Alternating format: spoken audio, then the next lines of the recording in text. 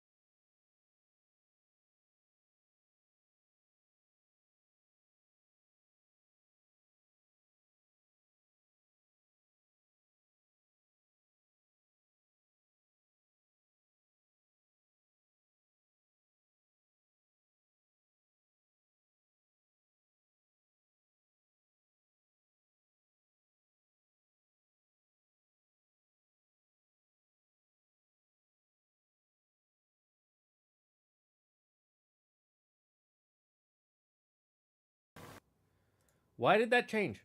What the heck? Actually tilted. Actually straight up tilted. I don't know why my OBS just decided, we're not gonna, the mic's not gonna be the thing. The mic's not gonna be it. I hate you, you have your intro every time. So there's no way, but we're just gonna decide the mic isn't gonna fucking work this time. Actually tilted. Thank you, ProScape. Thank you, Demon Blades. Think your audio's out. No, it's just the OBS just decided, yeah, instead of connecting to this microphone, we're just gonna connect to the default. And the computer's like, well, what's the default? And the OBS says, well, the default. And then that conversation goes on forever, and I don't notice. So that's annoying. Anyways, we're back in Dungeons & Dragons campaign prep. We're pretty much done with prepping the campaign. We have the dungeon. There are just a few things we have to do. We have to take our campaign notes, put them in Foundry. We have to take the images I found online that I merged together, put those in Foundry, and have a map that players can actually go into. We then got to come up with enemies that they'll fight and make tokens and put that in Foundry. So we'll do that in a minute. However, there are two things. One, I got myself some cookies as a snack, and I want to eat those real quick. And two, I got a package right before Strem started. Literally before the Strem started. Someone rang my doorbell.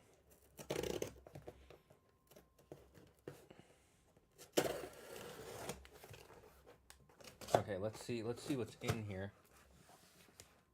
Yes, I use a knife to open my packages. I'm that cool, guys. No, I just have a knife and I like using it. What is in this package? My new headphones. Not headphones, earbuds. I ordered some earbuds that a friend recommended to me a while ago. It's these what is it?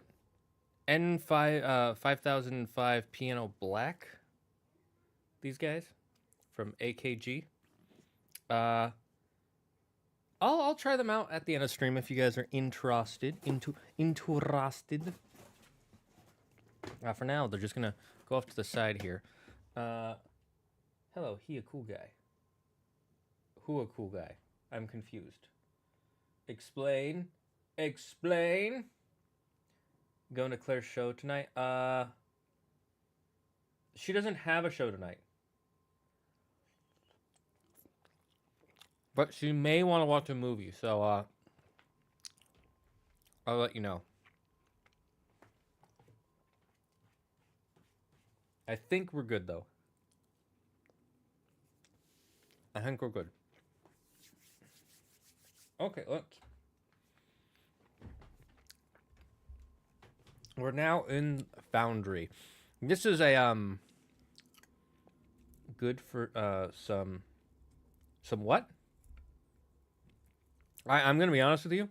I legitimately hate when I see people write it that way. Instead of writing gate, they write it with the P because that's funny. I don't think it's funny. Are you a cool guy? Oh, thank you. Give us a One Piece rant. I can rant. I'll rant about the most recent chapter, and it's a positive rant because you can rant positively. You can rant positively. Trust me. So spoilers for the most recent One Piece chapter if you don't want to hear it. So right now we're supposed to be in the middle of uh Elbath, you know, which was not supposed to be a it wasn't actually supposed to be an arc. Oda wasn't going to do it. He was just going to like move past it, and then his editor's like, "Actually, I think you need an arc as a pause between Egghead and whatever the next arc is going to be. So you should do an Elbath one." It's like, "Okay, I'll do an Elbath one." And this Elbath arc went from, "Oh my god, we're seeing all these freaking characters. We're seeing Emu. We're seeing more of the what do I call it? Not celestial dragons, the celestial guard, the celestial dragon army. I forget what they're called right now. We're seeing more of those guys. We're uh uh we're seeing people who have like these unbeatable powers that even just like nobody else is able to beat them. Like even Jinbei can't beat them. We finally get to meet Roger's third most important crew member, Scopper Gabon. We finally get to meet him, and he turns out to be like a Sanji, older Sanji clone. And we're getting all this cool stuff in Elbath, lore drops. Finally, Frankie is going to get a big scene. We thought we were going to get an Egghead, but we didn't, which is really kind of annoying. Frankie was basically useless in that, or not useless, but he was super sidelined. Super sidelined in that arc. And he so he fuck, I'm blanking. So we're getting like all this cool stuff. We're learning about Loki. They have like some, apparently the giants have a special devil fruit. King Harold ripped off his own horns. We're learning all this cool stuff, and then we go into a Loki flashback, right? We're gonna learn Loki's origin. What really happened with King Harold? We're about to learn that. And this Loki flashback has gone from a Loki flashback to a King Harold flashback, from a King Harold flashback to a Rox D. Zebek flashback. What? This character came out of nowhere. Freaking awesome, by the way. I love the theory that, I mean, we know he's Blackbeard's dad, but I love the theory that he might also be Buggy's dad, because if you take the picture and cut it down the middle, the left half of his face looks like Blackbeard's. If you cut both their halves and smash them together, and then you take the other half and smash it with half Buggy's, and it looks like Buggy's face. So Buggy might also be a son of Rox. Unknown. So we're in this Rox flashback all of a sudden, which then became a freaking Gold Roger flashback with versus Garp flashback, learning about the Kuja pirates and about Shaki. Oh my god. This whole thing has been like such a wild ride. It is so One Piece. Like we have been so far removed from Luffy for like the last 10, 20 chapters. Remember, he showed up and then they killed a rabbit, and then he just went down to the bottom of the world. Was like, "Oh hey, I'll let you out." Goes to the castle, gets the key, goes down there, starts talking to Loki, and then for chapters it's like Loki, Sanji, Zoro. They're removed from the story. They're not there. Then finally it's like everybody's like, "Where are they? Where are you guys?" We get back to them for one chapter, and then we get even more far removed from Loki, Sanji, and Zoro. Like the trio has been so removed from the story that they basically aren't the story anymore. Right now, they're obviously going to get back to them, but the monster trio has been like, it's hilariously, annoyingly awesome all at the same time. Only Oda can make a story where I'm like, I want to keep reading every chapter, go back to this stuff, but also don't leave the stuff we're on. How am I feeling all three emotions at once? Like, it's just the cycle of like, where's Luffy? But also I don't want to see Luffy. But also I want to see Luffy. But where's Luffy? But also, like, it's just that over and over and over and over and over and over. It's so fucking great. Aren't the Celestial Dragons army called CP0? No, CP0 is not the army for the Celestial Dragons. CP0 is the highest of their information network. So remember, CP0 is or the Cipher Pole is a information and assassination network that works for the government, and each level is more discreet. So Cipher Pole 1, those are basically like your base. Think of it as your basic FBI agents. They just go around collecting evidence, and then it just keeps going up to there from 1 to 2 all the way to 8 is the official one, and then 9 is the secret one where they're all actually just secretly assassins. Like they don't collect information anymore. They just assassinate targets or capture targets that the government tells them to. Then Cipher Pole 0 is their super secret one, where even the members aren't the highest members aren't even allowed to show their faces. They have to wear masks all the time. and they work specifically only for the celestial dragons. So CP0 isn't an army; it's just a information and assassination network. Their actual one. Let me look it up. What is Saint Killingham? The Holy Knights. That's their army. Holy F! I couldn't believe I couldn't remember the name. Holy Knights. Yeah, the Holy Knights is the army for the Celestial Dragons. It's just a very small group of people that I think are Celestial Dragons that have been taught to fight, and so they are the warrior class of the Celestial Dragons. And because the Celestial Dragons is already a small group of people in the world, and then you take like 10% of that, it's going to be like, what, 100 people at most? But they're all like at this S tier level of power, where most people are at like C level. They're all at S level.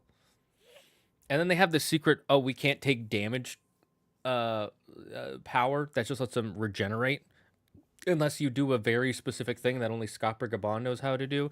And obviously Silver's Rayland, Gold Roger probably do. But I mean, right now in the story, the only ones who know how to do it that can do something about it. But then also at the same time, apparently Marijois is on fire. Are we gonna get back to that? Can we get back to Marijois is on fire? Chat. Wait, I missed it if you said it. Do you think you'd be down for Roll to get through tonight, or probably not? I think so. No pressure to play. If it's no, I just say we stay at work longer. Okay, let me go ask Claire real quick because you need to know.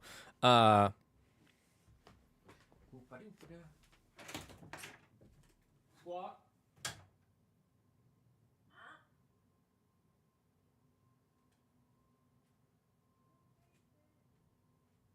In the basement?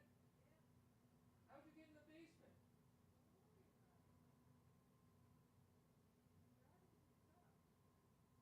You better be. Anyways, can I play Baldur's Gate tonight? Can I play games tonight?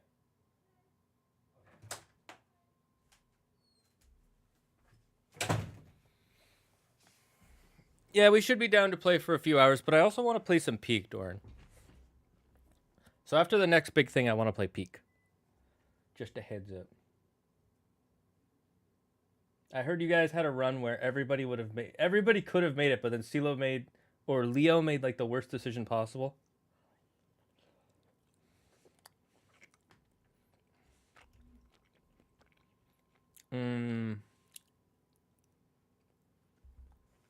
Peak before Baldur's Gate 3? Maybe. Maybe. I'll check. Well, I gotta make dinner after stream. So anyways, we gotta get back to the point of stream. Thank you for enjoying the One Piece rant. Holy half. One Piece is on fire right now. There was a point with Wano where I was like, oh, okay, I'm liking what I'm doing, but we're kind of taking forever to get to the story. After Wano, it's just been going up and up. Like the story is like in its drive. Like this is end game. See how fast we can move. Perhaps. Okay. So what we gotta do is we gotta take some stuff. I found some images online on the interwebs. And let me turn on some here. I'll put on some D&D music. Copyright free D&D music. We'll just type. First, I typed in copyright free D&D music on Spotify. The first result: Pokemon Lo-Fi, no copyright. You know, I'll just do my regular chill background because I don't want to risk it too much. All right, so I found some images online that I liked that kind of fit our maps, and then I just merged them together in Affinity Photo, and I'm gonna try and make them into maps here. Let me let me know if the music is too loud. I'm gonna turn it down on my headphones.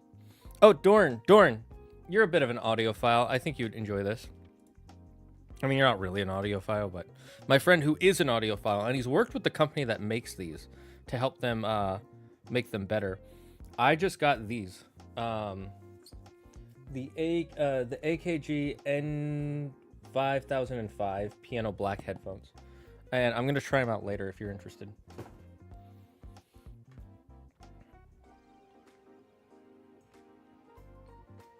Let me just have a cookie real quick. I only have 2 more cookies, Chad, okay? I promise I won't be. Okay.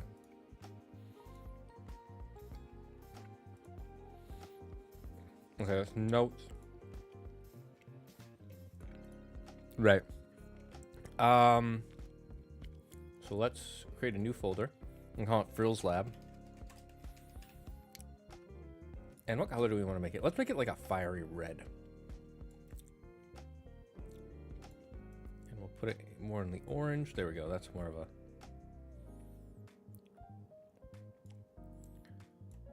There we go. And let's we'll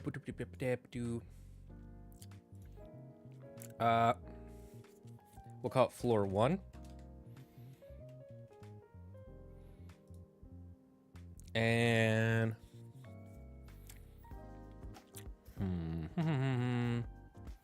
background image. Choose a file. Oh, good. You guys don't see my folders. Lols. Where is it? Where is it? Campagons, Crossfire Incoming, Mapes, Frills Lab, and then Frills Lab floor 1. And then for now, we'll just leave it like that. Let's see how it looks. Bada bing. So those of you who weren't here, so we made the map based on, yeah, let me find it. Where's our Opera world map? Campaign images. So we put the tabletop. Nope, that's Looming Shadows. That's a different Campaign I'm doing. I wonder how long it'll be until it stops being annoying for me to say Campaign. So we had this image before, the one on the right, right? And then I just went online and I found this one that looks like kind of looks like the outside I had envisioned. And then this one looks like the area where they're all like collecting evidence and moving stuff around. And it kind of looks like an elevator here. It looks a little bit more high tech than I wanted, admittedly, but it's fine. It gets the idea across. And then I found this one, which is actually twisted the other way.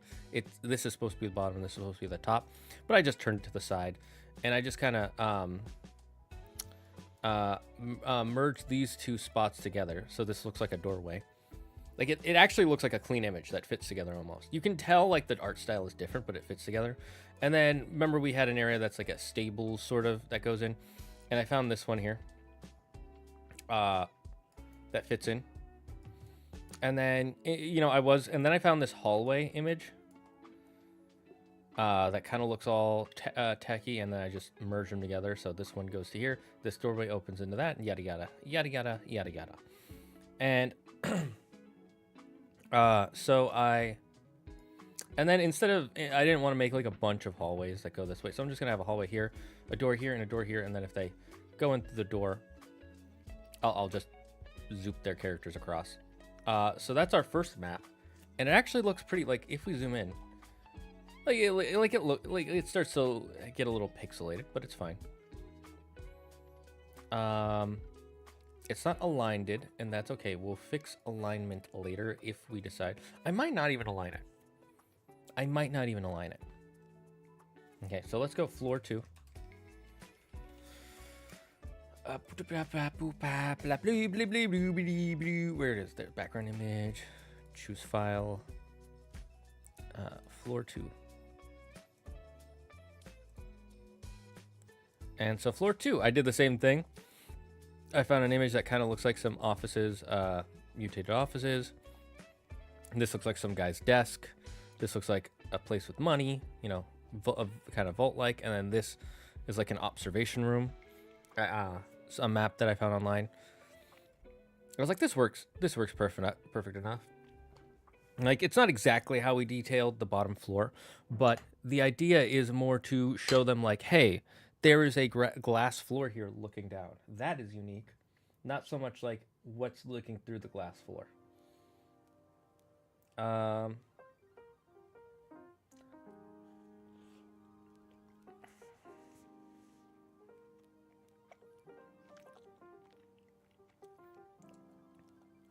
if the final battle with Emu, Luffy starts in a war arc, who do you think will join Luffy in the battle besides the obvious? I don't understand your question.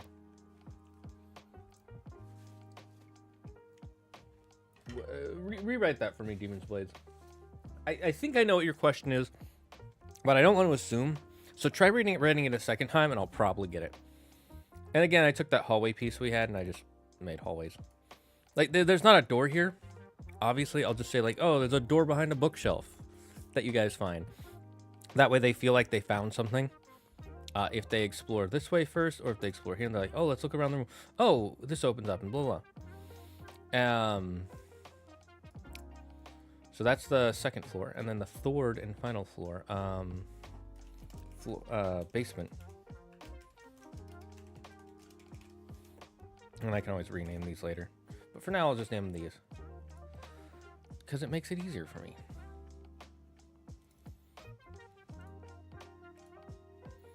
And let's go to the basement floor.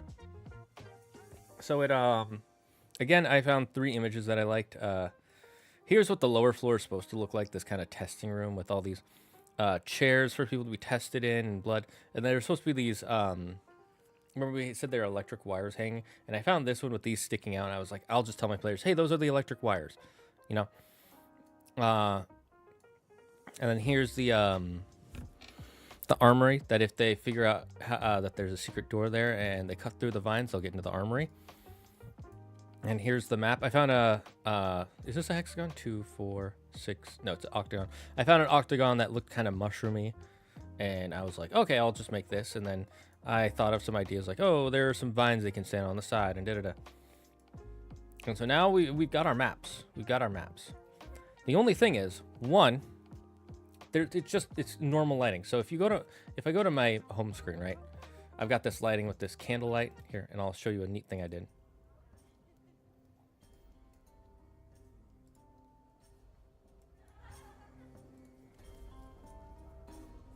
Can you guys hear that?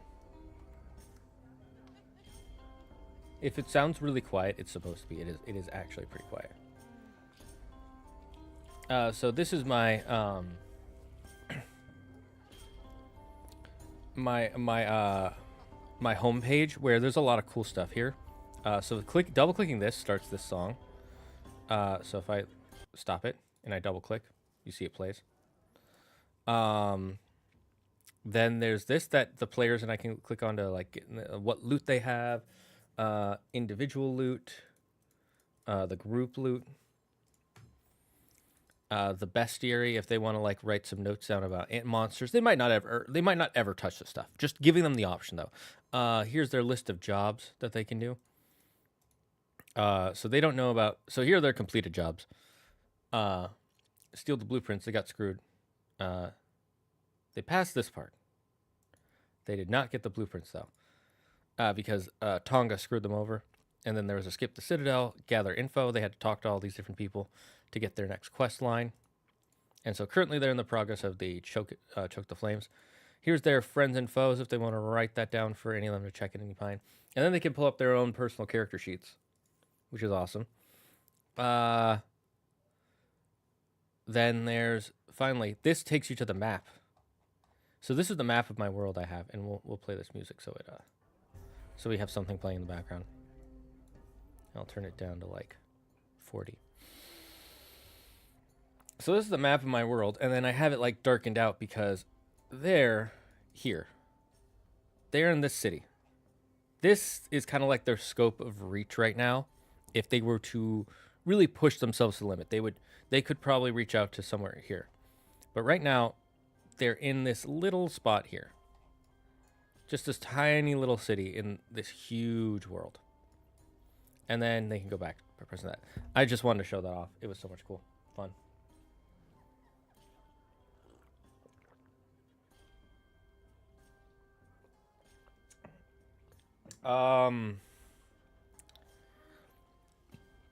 So to answer your question, Dune Blades, about who would join Luffy in a war against Emu, besides the obvious ones like Amazon Lily or Alabasta, I mean, Luffy would not make a war with Emu. Let's be honest. Luffy doesn't care. At the end of the day, he doesn't care if there's like an evil demon god who's hurting the planet and sucking away its resources. He only cares about on a very individual level. Are you hurting my friends? Are you hurting my family? You specifically. Right? So he would not start a war. The realistic answer is Dragon will start the war. And he's already started it. He's actually done a lot of work. If you want to see a video that talks about it in depth and is much better about it than I can be, look up the Grand Line review. He talks about what would happen. Who will join Luffy's side? The answer is all the characters we've met so far that like Luffy. I don't think any specific group will follow Luffy right now. Directly, that is. Not many nations will follow Luffy directly. Alabasta might because they know Luffy. Amazon Lily might because they know Luffy. The Fishman Island might because they know Luffy. But Dressrosa because they know Luffy. Like, I can list off the places Luffy has been will follow. The other places would not follow Luffy because Luffy is not a revolutionary. And in the eyes of the world, in the eyes of the newspaper, what do they see? What do they see in the propaganda that Big News Morgan always shows off? Big evil pirate! He has kidnapped Princess Lily! He killed Dr. Vegapunk! That's all they see. Is it true? No. But that's what they know. That's what they've been told. They have no other information that can tell them otherwise. So they're not going to follow him. Because they don't like him.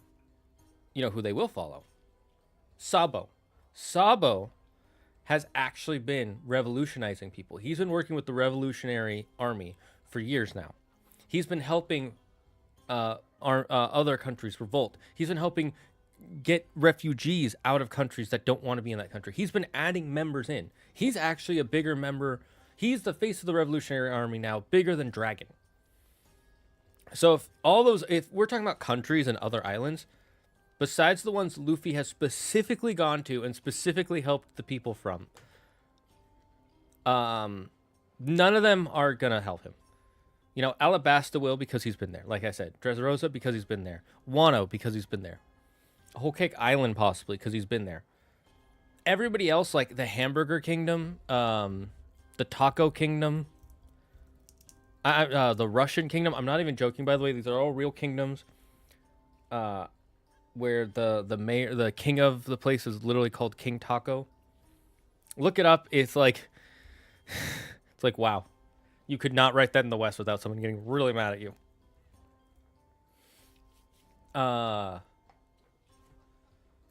So those ones wouldn't follow Luffy. They would follow Sabo.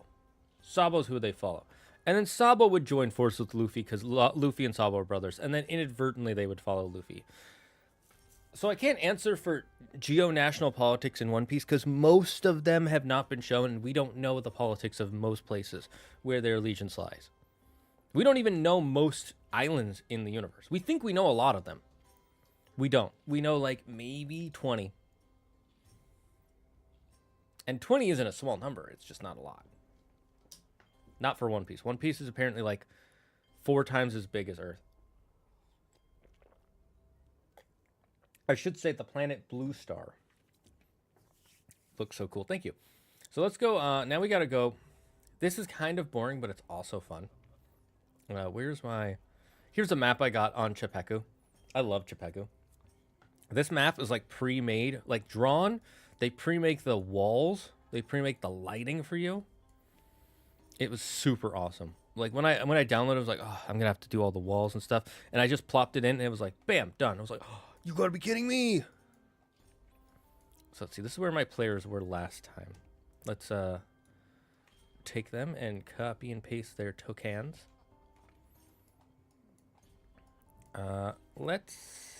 Do we want to do a grid? That's the next big question. I guess I could do a grid.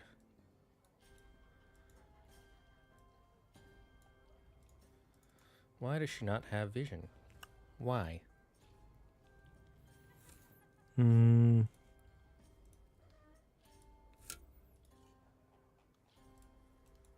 Is it because there's no lighting? Let me check configuration, lighting.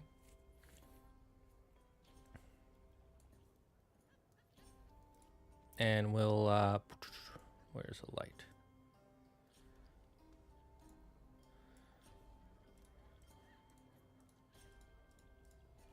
Hey, cool, cool. And now they can now see. They can see. Good, good.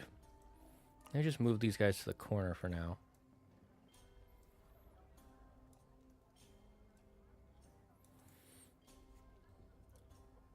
Who do you think, Demon Blades? Based on your question, what are your answers? Okay, next. Before we start making walls, we gotta line up this grid. Problem is, I don't know. Yeah, these grids don't align, so we might just get rid of the grids, and I might just tell my players, like, hey, follow the squares on the map. Because let's be honest. Do my players need to be in exactly this square here? No, this square here. Right, for whatever spell that they're planning to do work. No. They can be anywhere on the map, and so long as they're following the visual squares. Like in real life, if I put a token in a square, right, and someone moves it a little, we're going to be like, oh, it's still in that one, obviously. Now, if it's moved halfway over, it's like, okay, you're not in the square. So I might just... Yeah, I'm going to try a whole dungeon without grids. So let's get rid of grids. Gridless. Bada bing, bada boom. Look, now the map just works. Yeah, they can flee. They can go anywhere. Look, they could stand right in the middle. Oh no! I'll just be like, hey, where? Okay, you're there. Cool. We'll just map it out from there. Bing, bing, bing, boom, blam, bloom, blim, blam, blam, blue. Okay, so that's the first thing we got to do. Second thing, we got to create walls. So we created light, right? Zagad said, "Let there be light." So now we've got to say, "Let there be walls." Build the walls. Yes, build them. Build them to keep out the evil elephants who want to steal all our hay. The lighting in Foundry is so freaking good. Like, I use not DC20, Roll20 for years. The lighting in that was, like, so finicky and annoying sometimes. Like, it would work, and then it would just be like, I don't wanna. You know, I realize that you want me to work, but I don't wanna. Is that okay with you? Cool.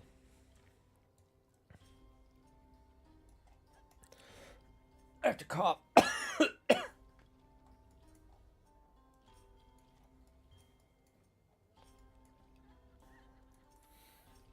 That's what. I think Albus was on the way for sure, but I personally think some of the warlords would join him, like Crocodile or even Doflamingo, maybe even Kaido and Big Mom, only because of self-interest, though. Well, we don't even know if Kaido and Big Mom are still alive. Just remember, Kaido and Big Mom fell into lava. Okay? If they are alive, people are going to be like, what the hell, Oda? So, there's a chance they might not even be alive. So I wouldn't think about Kaido and Big Mom. If you're talking about, like, Crocodile, Doflamingo, I don't know if Doflamingo will join sides with him, because Doflamingo legitimately is a bad person. And he actually believes in the Celestial Dragons. He wanted to be a Celestial Dragon. We call that a cough break. If I fake cough enough, I will usually end up actually coughing. Okay, so we're going to get rid of that wall there because, for simple reason, we got to put a wall over here. And a wall here. And then, just so that way the bot doesn't get all freaked out, like, what do you mean?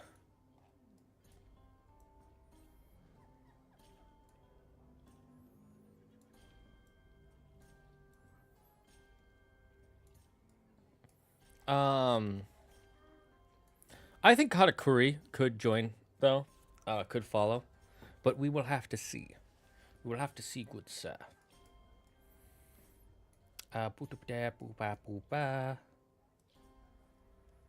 then let's add a door. A door. Shrimple door. There we go. Now we've got the start of a map. We got. You know, I'll use Grandmaster Shellington. If he tries to walk, he can't go anywhere. He's stuck. Why can't I go? Bada bing, bada boom. And then he goes all the way up to here. Oh hey, the door's open. Cool. Let me through. Ah, door's closed? What the heck? Okay. Well, I guess I'll just go this way. There we go. We got our doors. Oh, I just realized I did what I did. I'm gonna do. If you guys don't know what that is, you're not one of the real ones.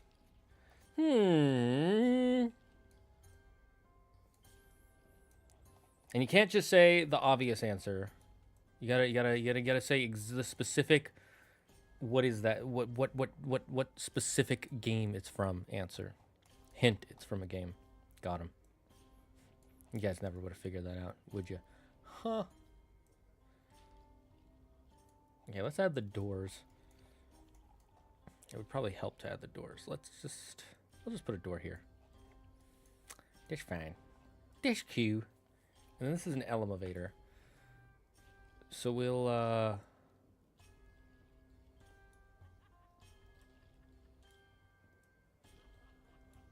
see how this looks if I do that.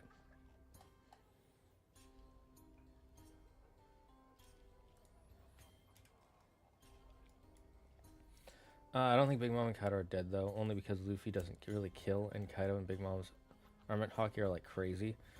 Yeah, but they were also knocked... They were beaten out to where they were defeated. Luffy may not kill directly. That doesn't mean that they're not dead.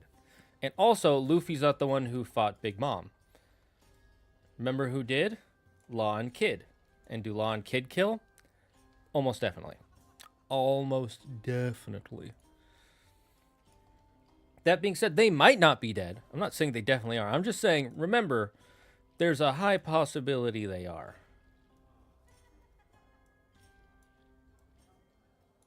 And I know a lot of people would be annoyed if they weren't.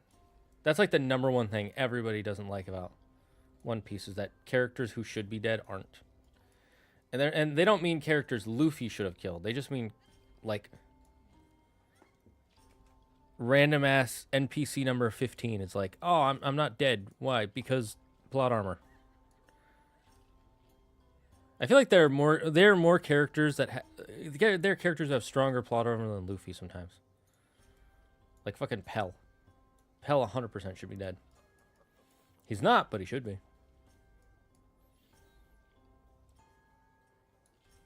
I'm just gonna have it cut off for the players. They won't read all this stuff. Trust me, I know players.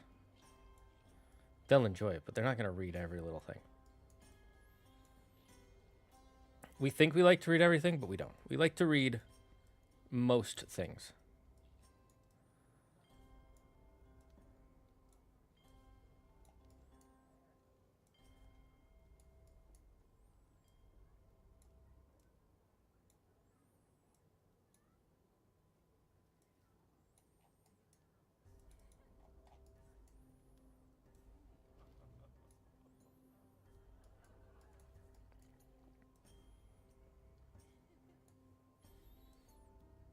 I realize the song, the music is repeating, so we will, let's play some other tavern music.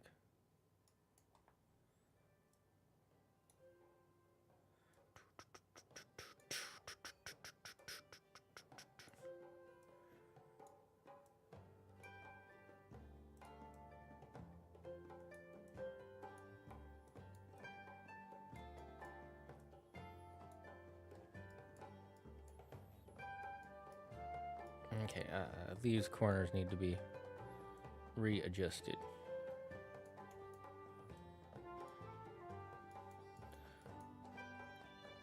how's this wall looking? Looking very wall-like. Nice. We like, yes, we like to. It is impossible to read everything, but most is enough.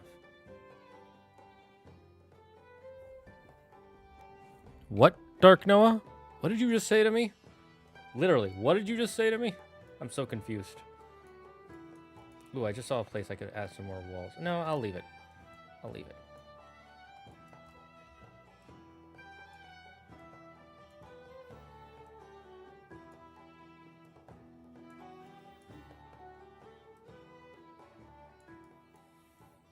We're just leaving them willy-nilly for now. We can always fix them up in a minute. It's faster to just get the walls out there than it is to perfect them on the first try. We're not building a skyscraper. We're just building a D&D map.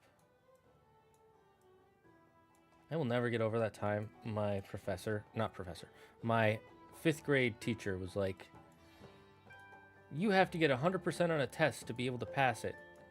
And when I said that doesn't make any sense, he's like, well, if 2 people are making a bridge and they don't make it 100% the same on both sides, the bridge will fall apart. And even as a kid, I was like, that doesn't fucking make sense. What are you talking about?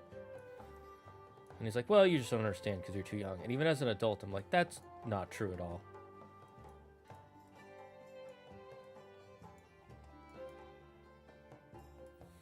Okay, this one has a bit more wallsies than the last one did.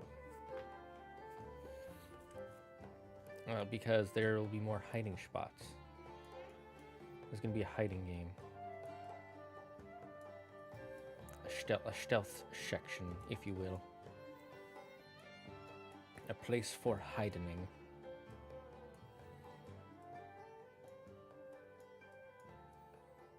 Hep, hep, hep, hep, hep. Hep, hep, hep, hep, hep, hep, hep. Hep, hep, hep, hep, hep, hep, hep, hep. Hep, hep, hep, hep, hep, hep.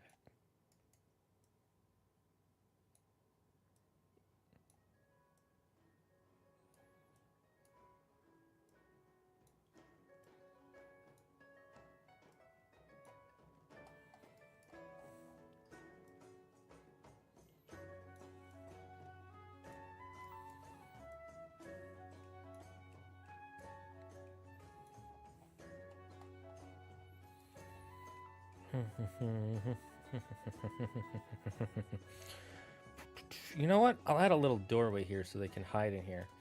I didn't think of this until I was making this map, but it would be cool if there was like a little area they could hide inside of.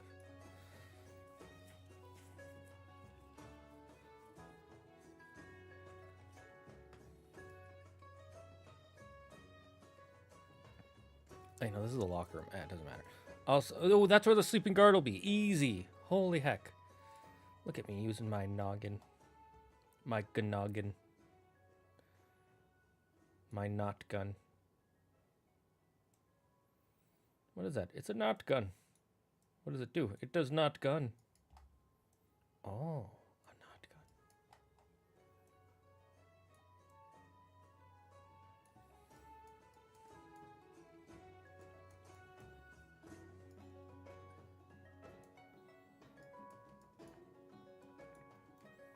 Okay, let's zoom out. Remember, we don't need the walls to be perfect. We just need them to be good. We'll fix any mistakes later.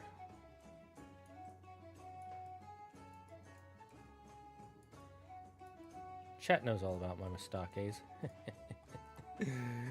Don't remind me. Why do you gotta keep nagging me about all the things I forgot, chat? Eh. I forgot to do a question of the day. Oh, well. Only Yuki really asks those.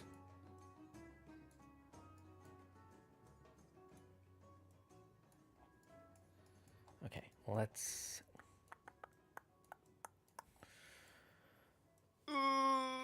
This is why I have to do it afterwards. I will spend so much extra time just getting the walls out there to be perfect if I don't do it later. Accident.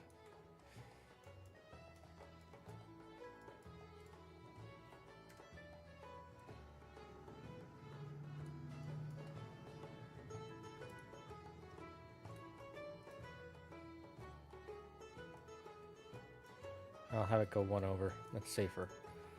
Okay, okay. Now let's test out these rooms a bit. I like the background music. Thank you. I also like it.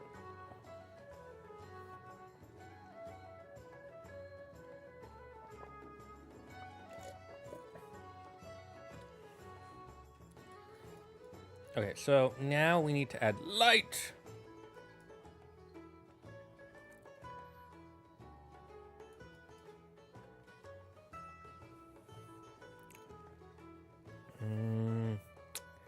What color do we want? We'll have these 3 lights. Actually, we'll just make this one red. And what kind of light do we want to go with? No, not chroma. Not energy.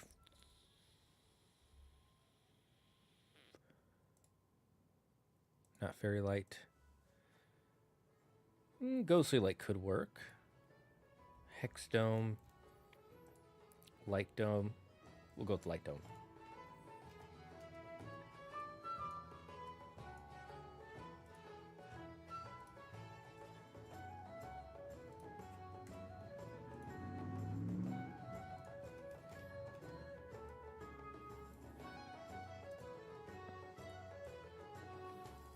And this one will just be a regular red glow, let's say.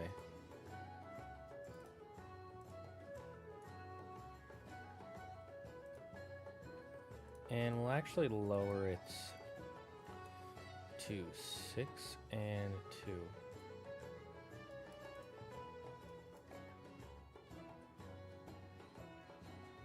And then we'll add like a little bit of orange energy coming from here.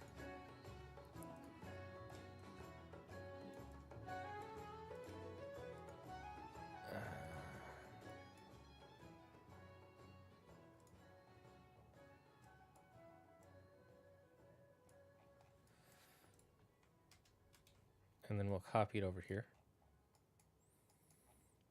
Yeah, let's see how this looks now.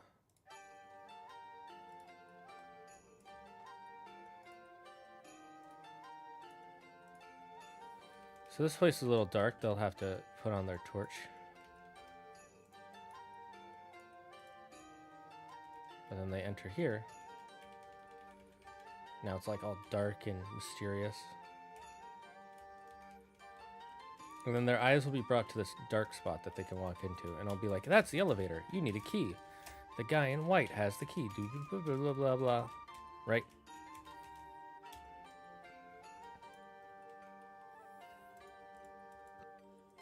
And I'll just open all the doors for now. So that way we can see how it looks. And then we got to do the next area with light. I don't think this area would actually be darked out. This would be darkened out. This would have some light, but it would just be like flickering lights. Let's do one there. One there. One there. And we'll just say they're regular off. Where's the flicker? Flicker, flicker.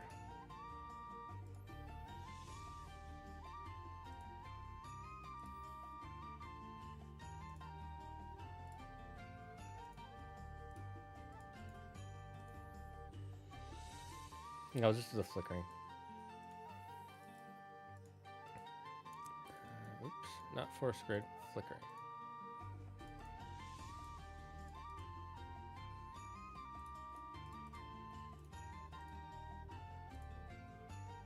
And then the didn't know I could do that. And then the last room will have no light. So they'll come in here.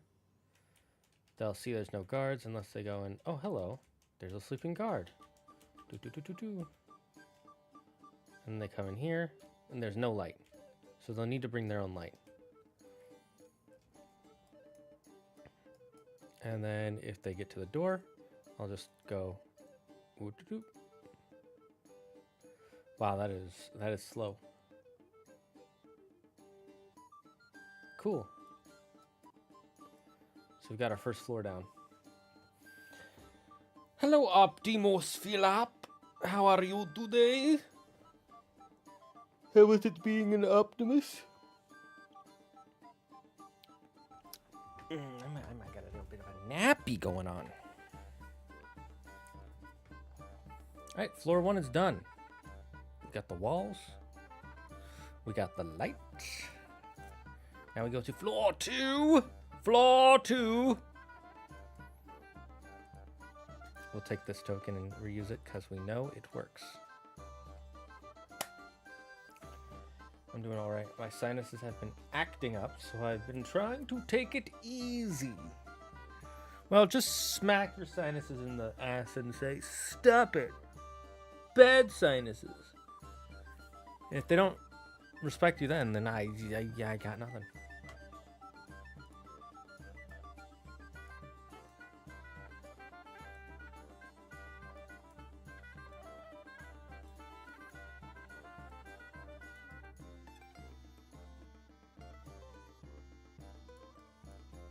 Okay. Apple papu.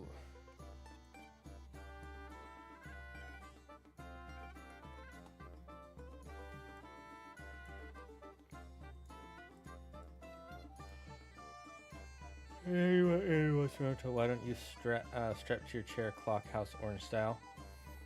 Because there are other things I want him to watch more than Naruto, for starters. Like One Piece. And second, I'm not a psychopath. Those are my 2 reasons.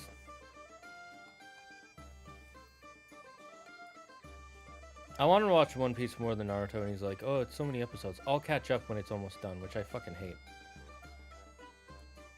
Because then he's just going to zoom through it, and it's like, well, you won't talk to me about any of the cool stuff that happens in between.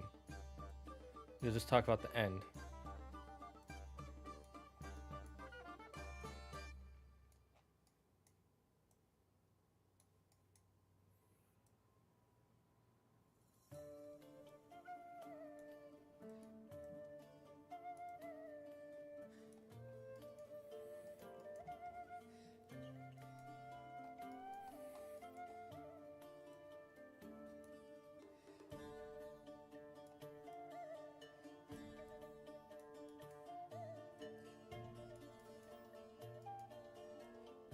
Okay, wall. Wall. Wall. Wall. Wow. Wow, wow, wow, Luigi. This is my evolution to a Waluigi. Wow. You have saved our lives. We are eternally grateful. We are eternally grateful.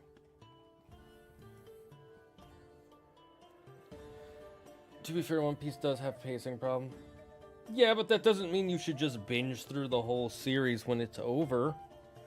Have you read and or watched One Piece Demon Blades?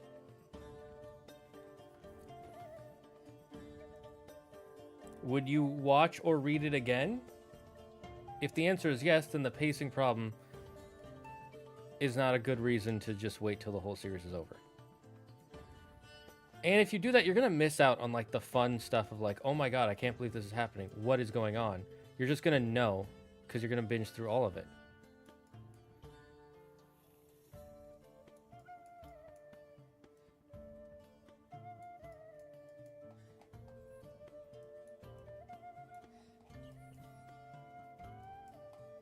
Like, you don't get that moment with your friends where it's like, oh my god, is Luffy, who's Emu?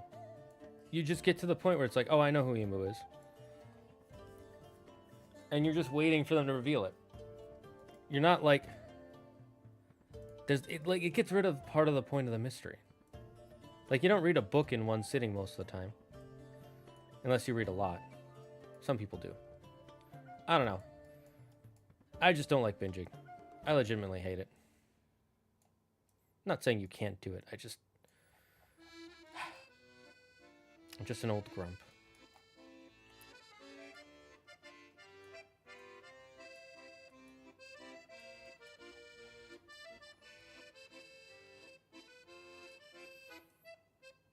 Boo ba boo, doo doo doo doo doo, ba doo ba boo ba boo, boo da boo ba boo, ba boo ba boo ba boo ba boo ba boo ba. I mean, I'm a little different because I like One Piece, but I feel like it sticks on It's one too long, but then again, I feel like I started One Piece too late. Like I'm still stuck on Dressrosa. Are you reading it or watching it? Because if you're watching it, that's why you're stuck. Because watching it is super slow. Because you cannot go any faster. I mean, you could watch the episode 2x speed. If you're stuck and you can't get past it and you want to get past it, I highly recommend you read it. I highly recommend you just start reading it to get through it. Yeah, watching it, everybody agrees. Dressrosa is the worst paced season of the entire show. Worst paced arc, I should say. Like, it is really, really badly paced. And it kind of marred the animation company, Toei, and the fans' expectations of the anime for a long time. Until Wano, that is. What was the last thing you did for watching Dressrosa?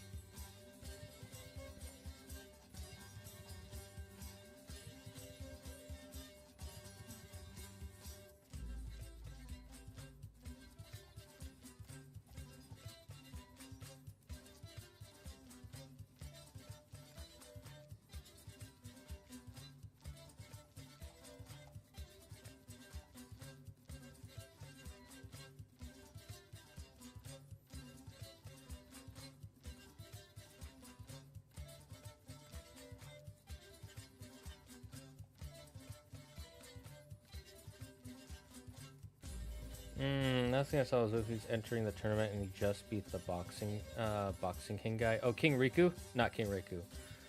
I'm forgetting his name.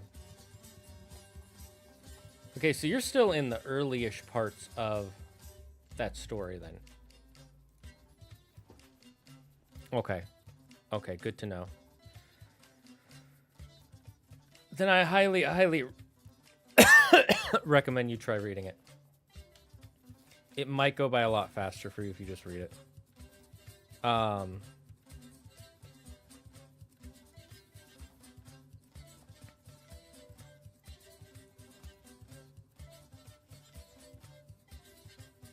And you'll probably end up enjoying it more, and then get back to watching it afterwards. Trying to decide what games I want to get with my Switch 2. I'm going for the Mario Kart bundle. Planning to get the upgraded packs for the games I own. I mean, you don't really have a lot of choices. The choices, the library isn't very big right now, so I would pick the game you are most likely to play again or continue to play. Like, if you play Pokemon often, you join tournaments online and stuff like that, I would get the ones for Pokemon. If you like replaying Zelda, what do you call it? Tears of the Kingdom and Breath of the Wild, then I would get those. If you like them equally, I would get one of each. I would pick either I would personally pick Breath of the Wild because I like that more than Tears of the Kingdom. But that's another thing. I would pick Breath of the Wild and Scarlet or Violet. Because those are the games you're most likely going to play. Oh, we also got to put a door here. That way it's easier for the players to know where the elevator is if they won't have to go back.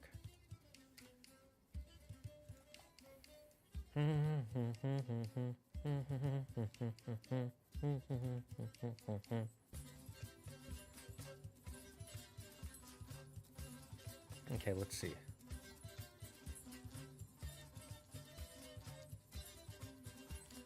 I don't play Pokemon, and the Zelda games are among the games I already own and plan on upgrading. Then what do you have left to pick from that's like really worth getting on the Switch 2?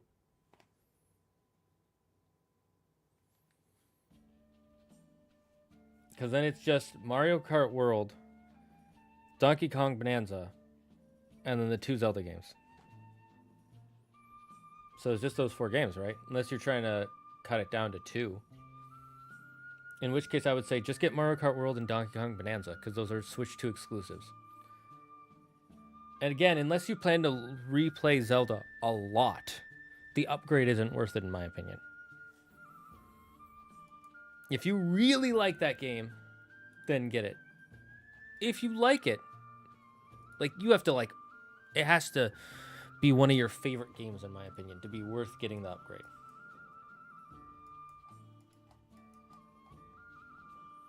Alright, I'll say there's minimal lighting in here and here. And then here, there's actual lighting.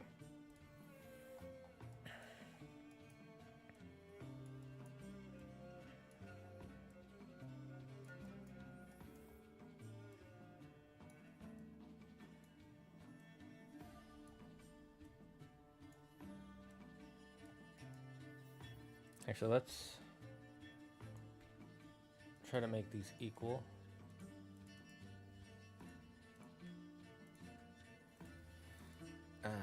Let's see, orange, flickering. Oh, and I forgot to configure. First gridless, then lighting.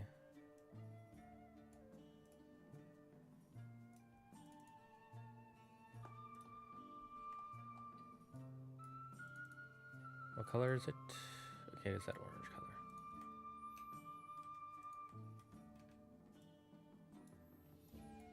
And then we'll just copy it for the...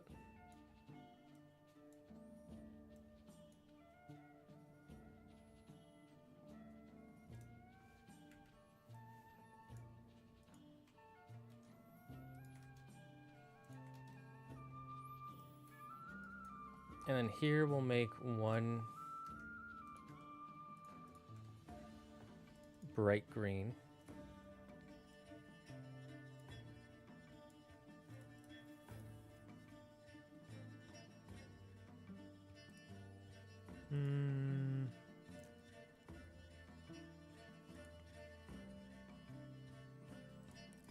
Do we want to do a pulse?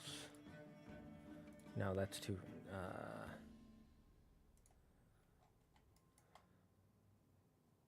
Yeah, we'll do the smoky one.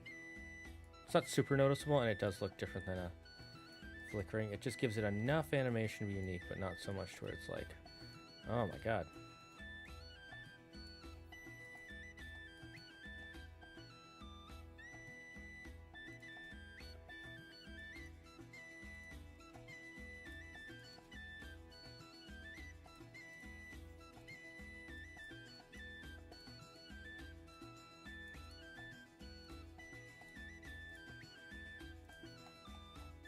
Again, we're going to open up all the doorways just to...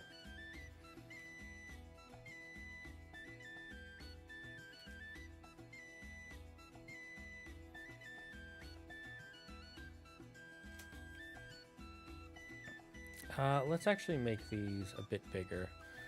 First, let's... Oops.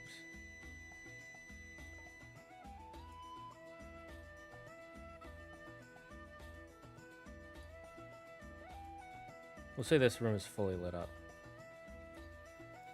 And then... let's make this 4 by 2. Okay, 4 by 2. Yeah, we'll just make the ones on the desk a little bit brighter. Okay, so going into this room, it's just fully bright. There's full power here. And then going into the treasure vault room, there's no light.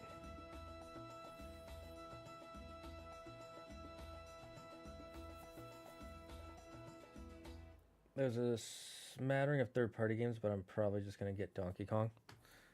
I mean, there's always going to be a lot of third-party games, but are they Nintendo Switch 2 exclusive third-party games?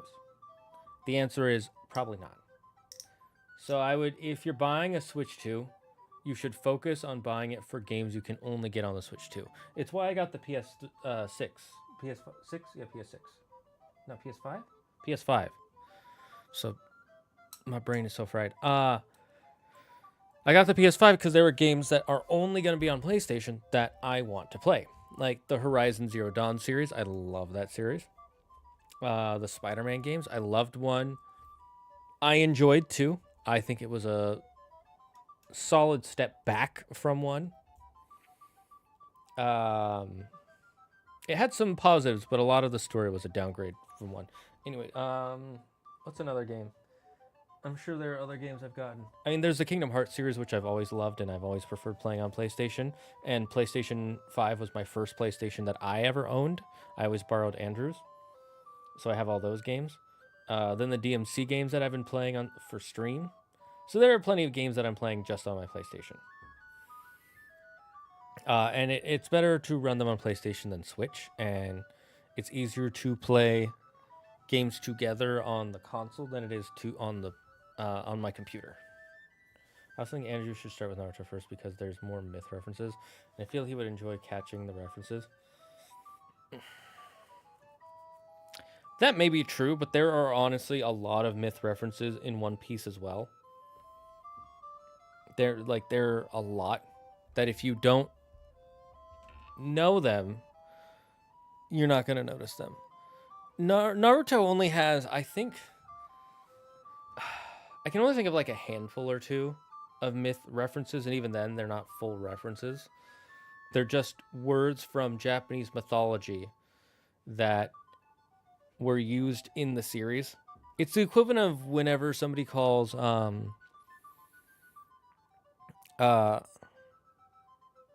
it's the equivalent of in what's it called? One of the Resident Evil games. The final weapon you use is called the Blade of Paracelsus. Do you know who Paracelsus is? No. Who he was in real life was he was a Greek philosopher, and he had a lot of he did a lot for philosophy and thinking about humankind and things like that. Does that equate to a giant laser gun? No. It's the Naruto myth references are the equivalent to that. They're a little bit closer to the real myth, but not in actuality. Like there's obviously Orochimaru,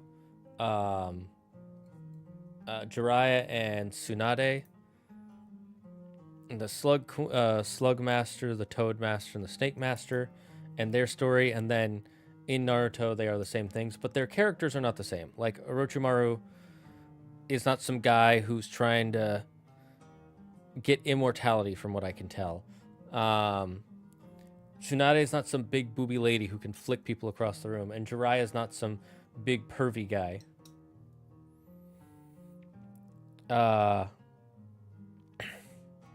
then I know there's the Sharingan jutsu, the Tsukuyomi, Izanami, and stuff like that, Amaterasu, which are named after myth gods, but after that, they don't mean anything. Like Amaterasu is the goddess of the sun.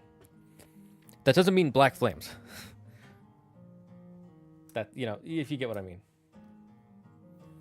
But you might be right. It also might be easier for him because then it's only 700 episodes versus 1,100 episodes. But I just like One Piece so much more now, especially. Mainly that it's that last arc of Naruto I'm not a fan of. I'm not a fan of the final arc. The guy who was making it, I'm forgetting his name. He rushed through it because he was getting bored of writing it. And then Kaguya just comes out of nowhere. I don't hate the final arc. I just like the arc. In my opinion, the best arc is the 6 Paths of Pain with Jiraiya and then post-Jiraiya death. Okay, now we gotta add lighting to here.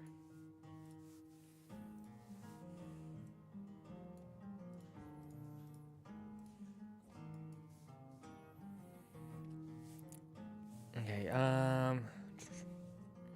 let's say there's no lighting here.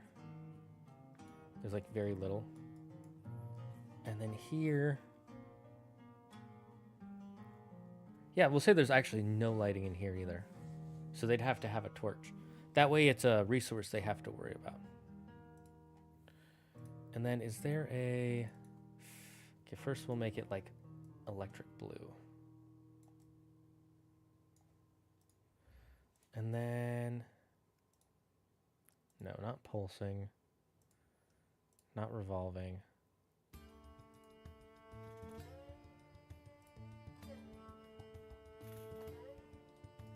Swirling fog kind of works. We'll do an energy field. That's how I'm going to represent electricity. Blue energy field.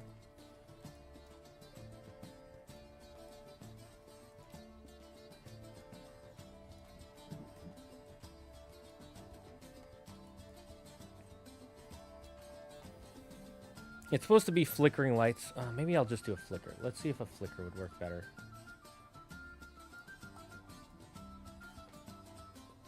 And then let's speed it up.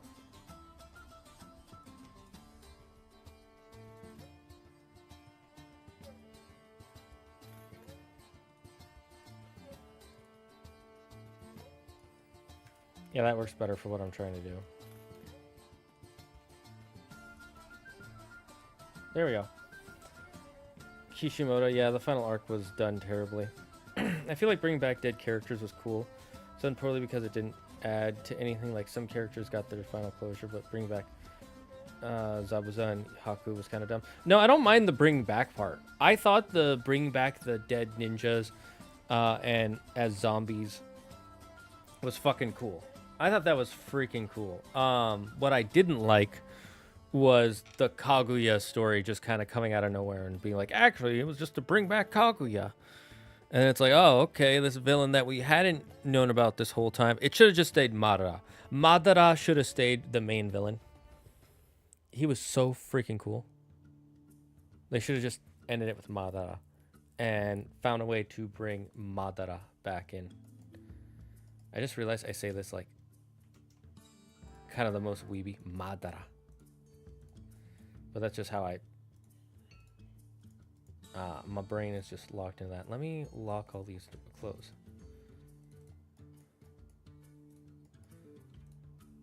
Let me be... And then we'll test how this looks.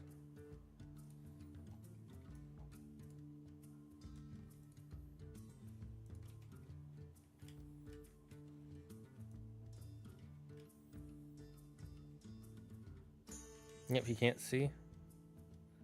And they'll need a torch. Good. It makes this kind of spookier. In fact, I will actually add...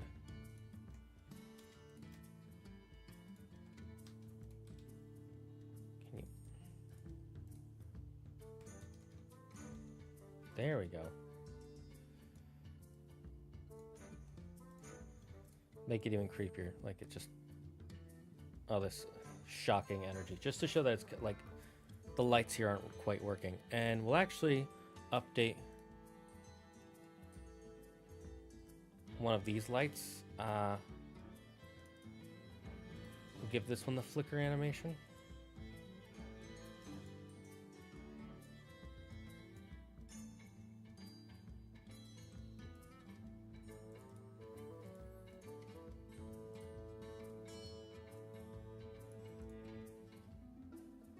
Let's see how this looks.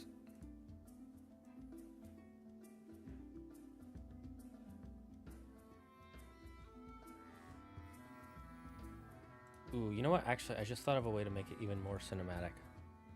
We'll do it with all of them, right? And then we'll lower their strength. So flickering light. 8, 7.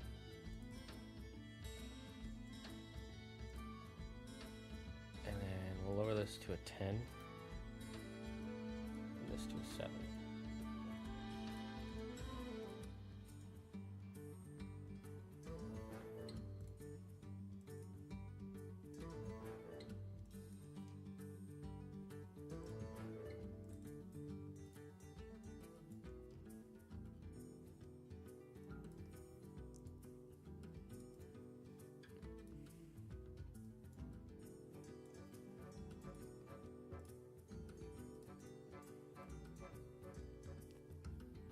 Yeah, that way they still see the whole area, but it, actually, maybe we'll lower them even more. Let's lower them. Let's see how low it looks as a 8. 3. Ooh, let's try that.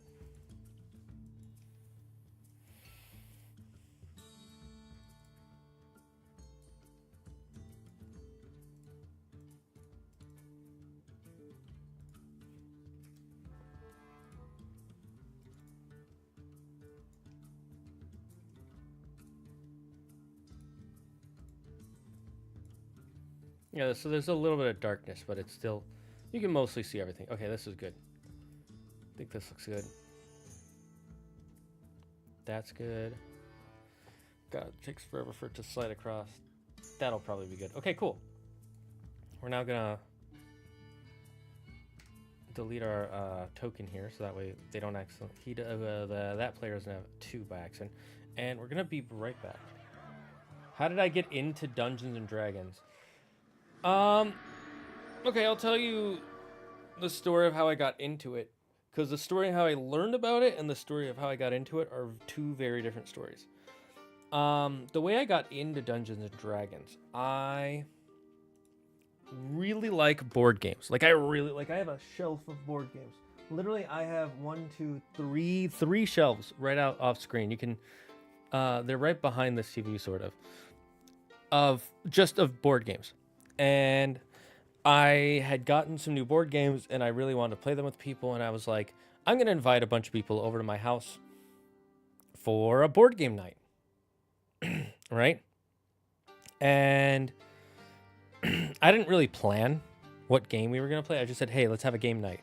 And so some friends came over, and one of my friends was like, oh, we're going to play D&D, right? And I was like, no. And he's like, do you want to? And I was like, I'll try it. I've tried it once before. I didn't like it, but I'll try it again. And this guy's a good friend of mine. So if he likes something, I'll usually like it. And he had like such good energy with it that I was like, okay, I'll try it. And we made our characters that night. We took like 4 hours to make our characters because most of us didn't know what we were doing. He didn't bring a book or anything because I didn't have a book. But then I got excited. I was like, okay, I'm interested. And then he walked us through. He's like, okay, this, da-da-da. He was talking about all this stuff. I was like, okay, I'm kind of interested now. And so then we did, we, a week later, played again. And I was having a lot of fun. And so then I started watching YouTube videos about D&D. I started buying dice. I started learning about a bunch of different stuff. About the lore and the history of Dungeons and Dragons and things like that. And then he was like, I'm sorry, being a DM is way too stressful for me. Can someone else take over? And I was like, sure. Not me, but another player of ours took over, and we started running Pathfinder 2e, which is basically D&D, but it's a different system. And we played that for like half a year until that fizzled out because some stuff happened. We just kept inviting way too many players, and I was just like, I can't anymore. And for years, that same friend, he still played D&D, and he was like, oh, my campaign is going this, with my other DM, it's going this way. And so I kept trying, and then during the pandemic,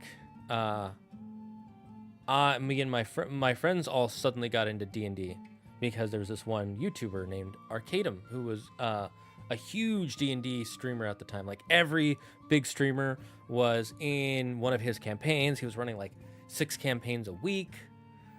It was really cool and really interesting, and people were getting into him. So I was like, hey guys, do you want to play the first Dungeons and Dragons campaign? We tried to do a Pokemon D&D, and it did not work. It did not work. It's not good. I'll tell you that. And then so I was like, okay, we'll try Lost Mines of Phandelver, the intro campaign for new DMs and new players for Dungeons and Dragons 5th edition. Let's try that.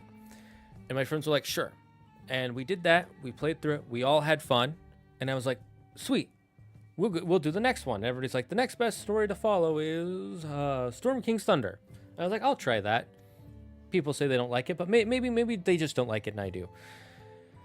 And we played that for months, and it doesn't work very well. It's not very fun. It feels very MacGuffin-y at times. I didn't like it. And then and I was like, guys, I need a break. Someone else run D&D. And one of my friends was going to run it, and then that got stalled forever, so we didn't run that until eventually I ran another game. And I've been running ever since. So I got into D&D because of a friend of mine, and I've been running since 2020. So for 5 years now. So not that long. I unintentionally got into the hype when everybody else did.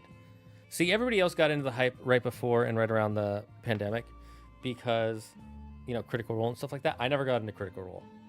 I didn't get into Stranger Things until after I was into D&D even. So I kind of naturally got into D&D. Like, for a person who got into it at the time I did, I got into it probably the most natural way you could. Like, I never got into Critical Role. The one thing that did get me really into D&D was YouTube. And there was one YouTube channel called TFS Gaming that I really liked at the time. And they started a D&D channel. Or not a D&D channel, but a D&D game. And I was like, I'm going to watch that. And I loved their D&D game. Highly recommend you go watch it. Only one negative I have with it is one of the players was one of the main people in the company, and he left the company partway through their campaign, so their campaign completely shifted gears after he left, and so they basically had a new campaign after that. But it's a really good watch. Go watch the original TFS at the Table. It's so good, in my opinion. We're gonna go on a break real quick, and we'll be back.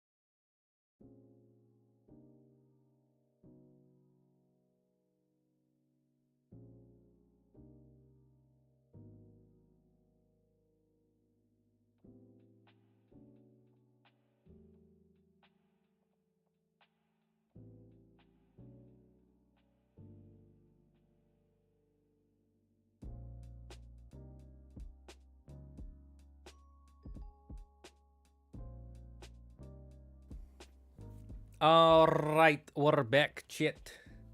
Okay, so now we've got to fill this place with monsters. And there are 3 monsters we said would be in these dungeons. We said there would be Ent Warriors, alchemists. Oh, 4 ant warriors, alchemists, giant rats, and an evil myconid that has tentacles and plants growing everywhere. So we're gonna put those in. So we're gonna shift gears to how I make tokens. So first we're going to let me boop da beep bop boop ba.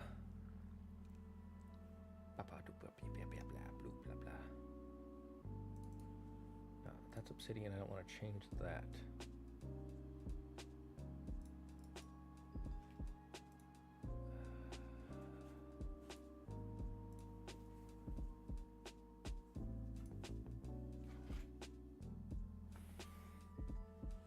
Hi, Sush. So now we're just gonna look for some D&D monsters. So we already have our Ent warriors, I'm pretty sure. Let me, because I make a lot of my turkins myself.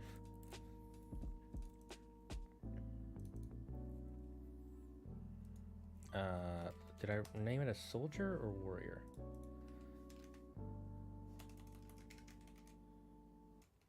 Is it guard?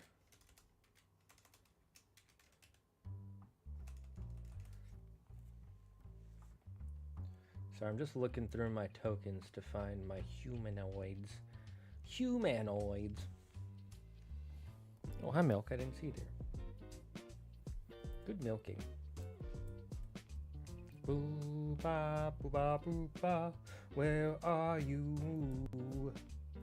Did I not make a token for these guys? I'm pretty sure that I did before. Where are they?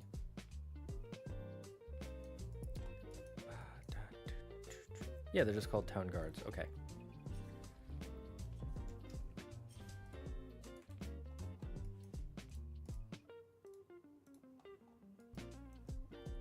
Okay, so we have the town guards. We don't got to worry about them. We do got to make... Do I have them under NPCs instead of monsters? I do. That explains it. Okay, let's look for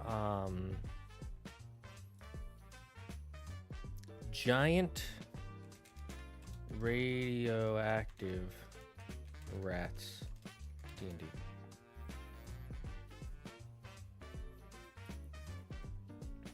Okay, so we got some good pictures here. We got some good ones.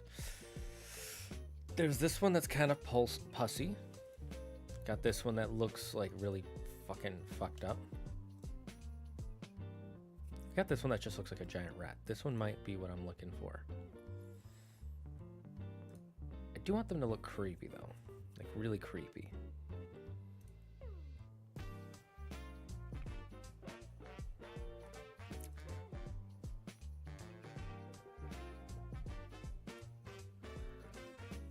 Maybe not that one.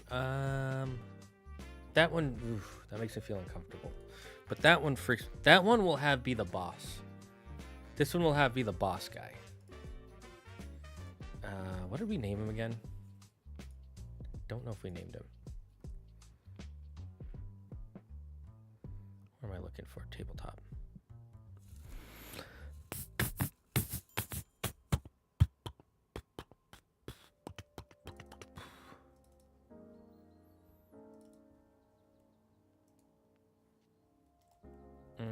Big boy rat. That is not what we named him. Did we give him a name? Nash. We named him Nash. That's right. Nash. Nash no wish to speak to you. Nash no trust human.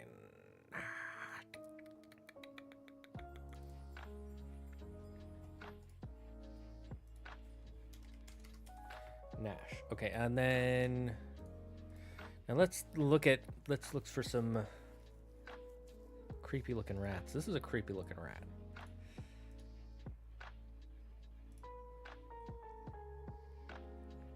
We'll say this is the mother rat. Mother rat.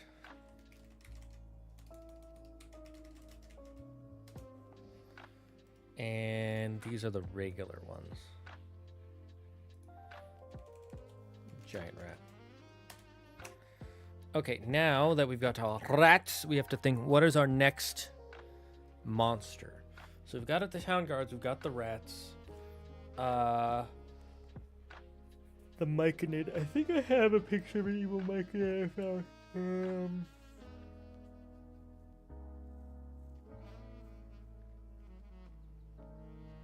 Did I not have a picture of an evil myconid? Where did I save it? I'm so bad at saving things in good places. Oh, yeah. I found a couple. I'm not sure which one I want to go with.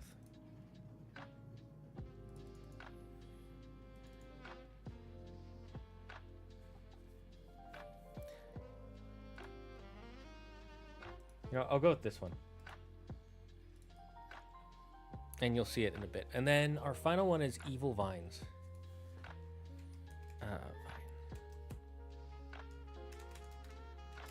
Thorny Vines.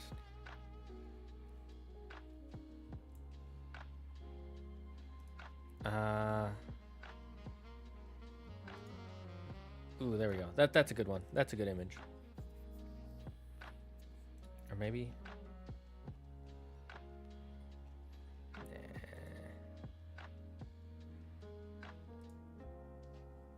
There we go. There we go. This is what I'm looking for. It looks like a monster, but not quite. Okay, so I'll just call it Thorny Vines. And now we'll show you how I make all my tokens.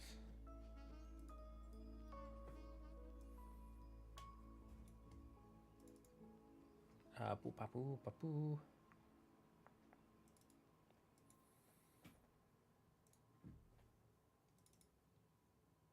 Wow, it doesn't show you. That's annoying. Okay, so you won't be able to see the process. I mean, I could show you my screen, I guess.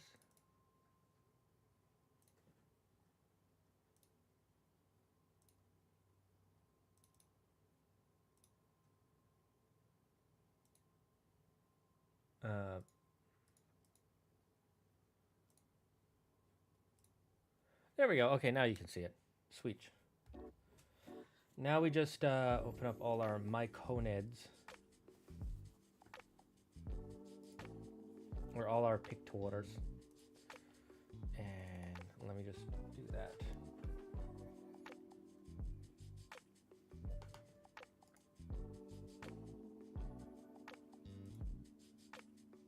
Oops, I opened that with Affinity Photo. Let's close Affinity Photo.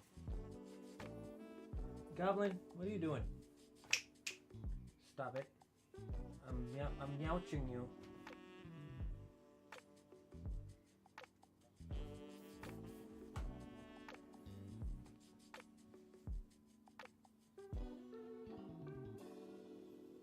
Sorry, my arm is really itchy right here.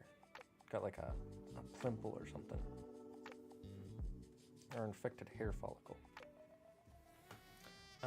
Where are the other rats?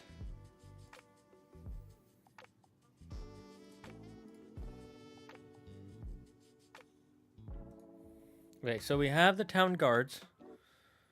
Oh, we also forgot the alchemist. Let me look up a D&D alchemist.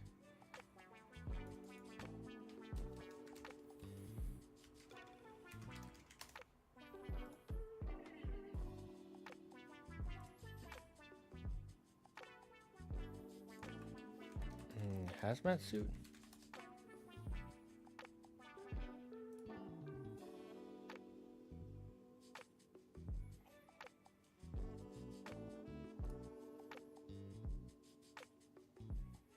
Ah, that quality is so bad. There, I found one that fits what I'm looking for.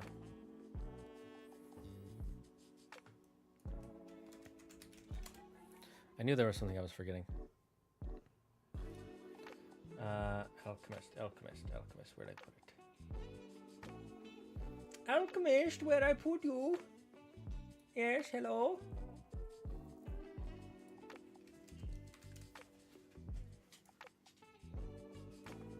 Goblin, what are you doing back there? Do I have to kick you out? Yes. Be inside your box. Stay in your box. Oh, you're just attacking the box. Okay, I don't care. I don't care if you attack the box.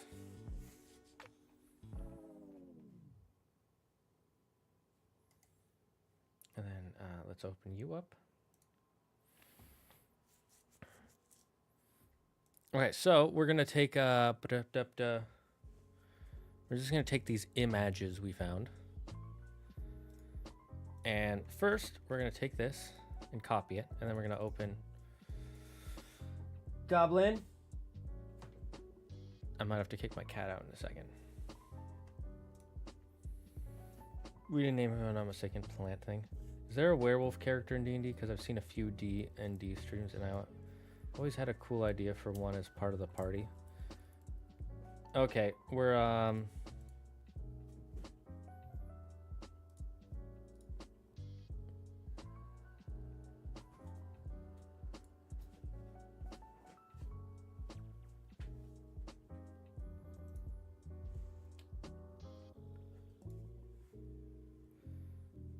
banning bots.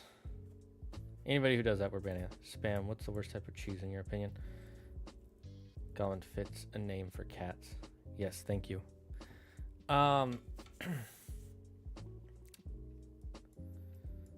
So the thing with werewolves in D&D is you can make a character a werewolf for D&D, but you'd either have to nerf them or make it really... How do I explain it? You can do it. Food delivery. No, you're not gonna finish that? Okay. Look. They love the package. Of course he does. Guys, I got a free food delivery. Rice with curry. So the thing with making a werewolf for D&D is you can do it. It's not impossible. It's just gonna be... They wouldn't have to be your tradition. They couldn't be your traditional werewolf. And you would have to make it clear to them that they can't be the traditional werewolf. Or if they are, they would only be able to use their powers very limited. And that kind of gets rid of the whole power fantasy that people have. Like, that means now you have to track the phases of the moon in your world. And you have to decide what sessions is your player going to go on a hulking out rage where he can't control himself. And so it can work, but that's a lot of work. If you go traditional, right? Like, oh, he can't control himself. He goes into a monster mode. Well, this whole session, the main character, the guy is useless. He can't control his character. He has all these cool powers, and he's fucking terrifying, and he's got this terrifying backstory.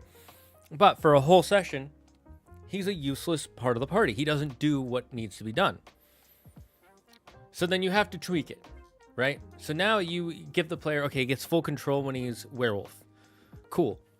So he's a werewolf, he has full control, but you have to rely on him to play the fantasy of the werewolf of, I'm werewolf, I'm a big monster, right? Instead of just being like, oh, I'm going into my super form, rah, and then I attack, and then he acts just like, I am still just Jacob who studies books, I am just a wolf man now. Now it's like, okay, why are you even playing a werewolf if you're just gonna be like, this is just my power form? Just play like a druid who has like a spell that can give him a wolf form or whatever, right? Or like some sort of beast hybrid humanoid, like a wolf version of an Aarakocra. And then, so it's like, okay, now they have to act bestial, and you have to track the phase of the moon. Let's say you do all that right. Now the player also only gets that power whenever the DM just lets them have it. Whereas everybody else, like the monk can decide to do a backflip and like punch the enemy like 3 times, like bam, bam, bam, bam, bam, knock him out, do a bunch of damage. The paladin can decide whenever he wants, I will smite him with the power of God. The barbarian can go, I decide to rage. The wizard says, I cast spell whenever I want, so long as I have spell slots, right? Whereas the werewolf player now, I don't get to werewolf because it's not full moon. So there are multiple sessions where they don't get to werewolf just because. So now you got to tweak that. It's like, oh, you're a special one. You're like a prime werewolf. It's just a transformation ability. Well, now if it's just a transformation ability and it's super powerful, right? Like werewolves are supposed to be like super powerful beings. Think of the Hulk in Marvel Universe. And imagine if Bruce Banner could just turn into the Hulk whenever he wanted to and then turn it off. Now that sucks as a person, but if you're playing a game, you get all this cool powers. And that's cool for that one person. They get to, once per combat, become this super powered version of themselves. Just destroy everything. Whereas all the other players feel kind of weak in comparison. They're like, and then everybody else is like, can I get some power-ups too? And now all your characters are just Omega level at level 3, right? They're basically level 20 at level 3. So now you have to turn the werewolf down. It can't be a 10 out of 10 power. It has to be a 2 out of 10 power. And then you have to make it to scale with players. So you can do it. It is 100% possible. It's just a lot of work on the DM side. And then the player has to agree to all these changes. You might be able to find a homebrew that works pretty decently. So the answer is you can do it. It just requires work. Hey, am I the only one here? What you talking about? Can he see me typing? Bloodhunter has a good option. Order of the Lycan. I don't know anything about Bloodhunter, Order of the Lycan. Because that's like a half homebrew, half official class. It's not fully official. It's a homebrew official.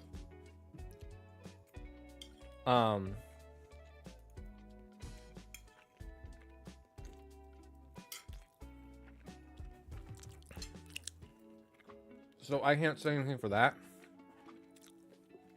But do they have the full hulking out into a big wolf monster? Should be ready for pickup tomorrow. Couldn't use my employee discount on this for reasons. Hopefully it's worth it. I placed my order for my Switch 2 along with a Pro controller, screen protector, and a copy of Donkey Kong. Personally, I would have held off on the Pro controller until the actual game came in. But if it makes you happy, it makes you happy. I'm going to say this real quick. No matter what I say is worth it, right? The only person who can answer what is worth it for the Switch 2 is you. What would make you happy if you were playing it? I personally think that for the Switch 2 specifically, I would only get Mario Kart World and Donkey Kong Bonanza right now. Because I don't care enough about Pokemon. And I like older Zelda titles more than the modern ones. And I don't really want to replay Breath of the Wild or Tears of the Kingdom. What was I going to say? But I also think that just logically, like, new game better than old game if buying new console. Does not mean new game always better than old game. Me think Majora's Mask and Paper Mario 1,000 Year Door, 2 favorite game. They much old game. They both over 20-year-old old game. But if buy new console, me get new game for new console. That me thought process. Matt Mercer made Bloodhunter. I know Matt Mercer made Bloodhunter, but that's why I say it's an official unofficial, an official homebrew, basically, because it wasn't made by the D&D team. Bloodhunter, the Lycan form is balanced by the danger of losing control when taking damage at half health. I have to take your word for it because I've never had Bloodhunters in my game. I've never had someone ask to be a Bloodhunter. I've never allowed Bloodhunters. Most of my players have played the core characters. If one of them had asked, I would have read about it and been like, okay, we can try it. But if it starts to feel OP, I'm going to say no. But none of my players even asked. I can be in the stream, but I'm deafened, so could someone transcribe everything important? Alright, guys, since Yuki's deafened, start writing out an outrageously long paragraph that I wrote, and then send it out in half sentences, because the bot will ban you if you write too long of a sentence. Just start writing out really long sentences about what's important, and start them all with Yuki. Start them with important information to mess with Yuki. Let's see how he reacts. Just come up with a wild theory. Make sure it doesn't go against TOS though. Make sure it doesn't go against TOS. I don't want to get banned or have to ban you.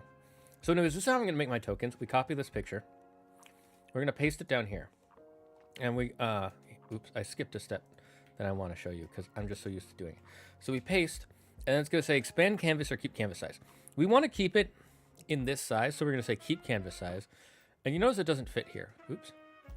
So then we're gonna take our mouse and we're gonna hold the shift button.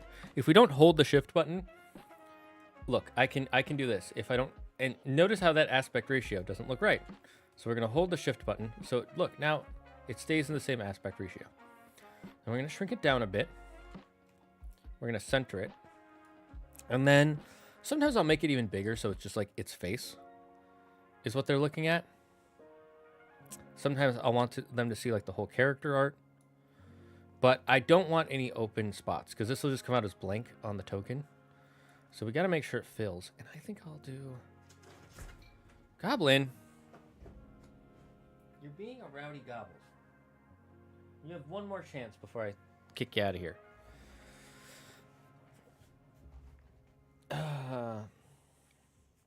Yeah, go ahead. You can talk about them. Just make sure, Sebastian, when you do it, you keep your messages not too long. If they get too long, the bot will time you out for too long of a message. So I will tell you when it starts becoming too much, or I don't care. But for now, just type it. Send it out. Just keep it kind of about the length you're doing now. Should be good for the bot. Another question I have for D&D: what class matches a swordsman? Something akin to Jaime Lannister or Zorro? Well, Zorro and Jaime Lannister are actually very different types of characters when it comes to classes.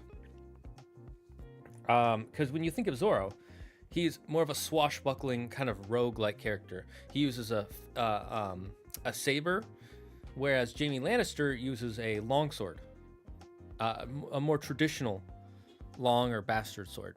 And his fighting style is more slow and defensive, whereas Zorro's is more quick-paced and jab and slash, right? So the answer to those questions, in my opinion, would actually be 2 or 3 different characters. For Jaime Lannister, I would say a fighter or a paladin would fit lore-wise. For Jaime Lannister, and then for Zorro, I would say either a swashbuckler rogue or a bard. The Bard of Valor, I believe is what it's called. Understood. You got a Discord? I do have a Discord. Type an / Discord and it should bring up the link. Let me know if it works. Okay, so now that we have this picture here, we're gonna click this button here, the magic wand, and we're gonna go to our layer for the circle, and we're gonna click in here. Now you might notice it mostly has the edges of the inner circle. However, there's some areas that are open. So we're gonna go up to the tolerance. I'm gonna just raise it up until it goes a little past the inner circle. Oops. And then we're just gonna go down 1 level. There we go. So 73%. Now we're gonna take this image here. We're gonna Control-C or copy, and then go to our empty layer, Control-V.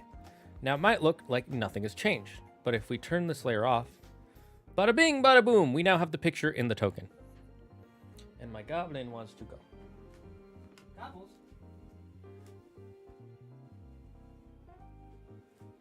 Gotcha. Okay. Goblin wants to say goodbye, everybody. Goblin wants to say goodbye. Goodbye, everyone. I'm Goblin, and I'm gonna go do some goblin stuff now. Meow.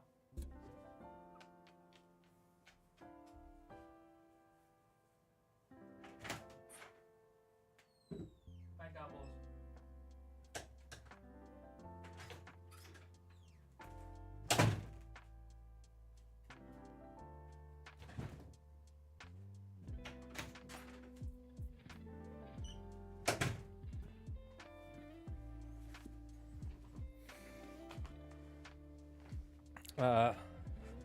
Have you finished the game?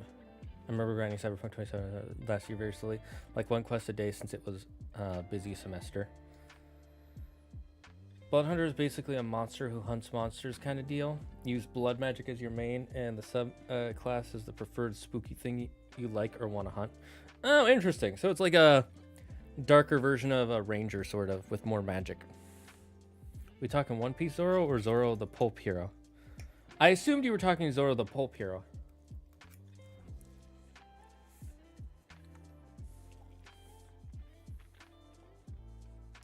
Any way for a mobile guy to join? I can't copy paste. Join what? You should be able to, on mobile, get to the Discord, by clicking that link, and it should open up the browser.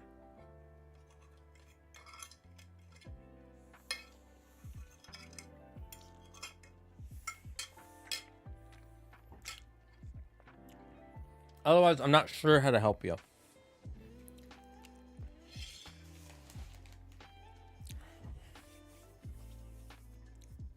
I can tell you the name of it. The name of the Discord is the Dragon's Den, and you can just look for my logo. Which is my purple dragon holding a Z. Here, let's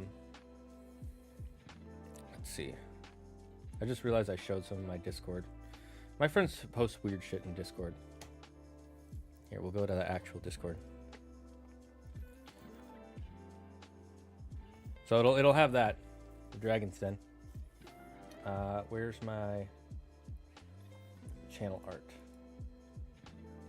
Logo?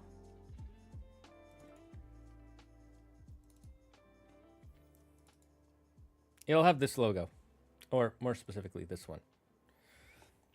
This is the logo for the Discord, so have fun with that. Now, where were we? First, we'll go Foundry there. Okay, so now that we have our token, we're just going to save as. And make sure it's set to PNG and not... it'll start off as paint.net if you're using paint.net. PNG. And then I just got to go to my folders. Finish token, monsters. What am I going to name this? Myconid boss. And then it has to flatten, then we undo. And then we're going to delete. And we move on to the next one. And I'm just going to quickly go through these.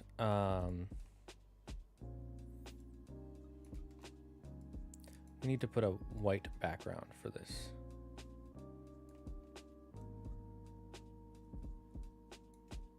Yeah, that's fine.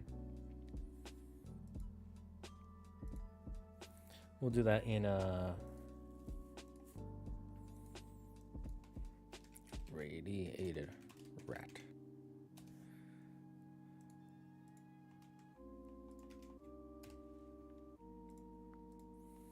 And then we'll call this radiated rat mother.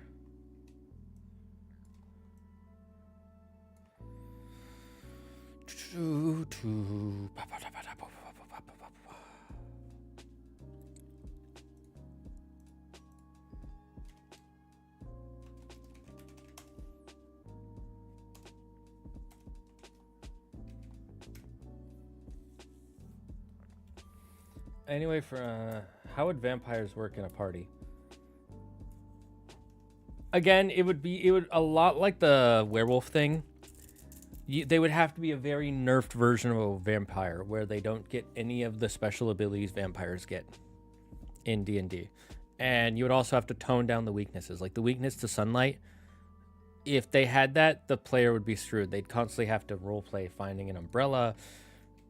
I just think most players wouldn't enjoy that. Especially since vampires are actually pretty busted in D&D. I remember back in 2nd edition, vampires actually had the ability to make you lose levels if they bit you. So you can do it. You just have to basically change most of what makes a vampire a vampire.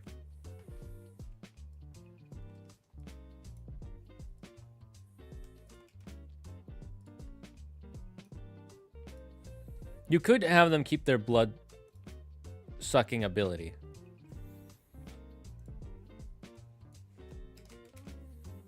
Actually, I should... I'm not going to use a special one for Nash. I'm lazy.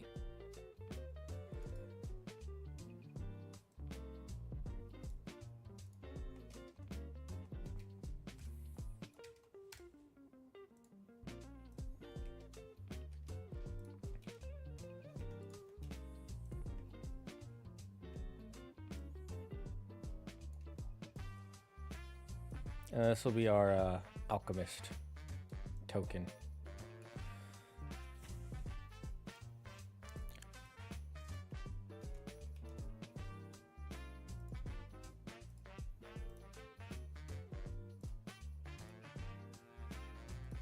And then we go back to monsters. Alchemist. All right, now I'm going to turn off the screen sharing and we're going to go back to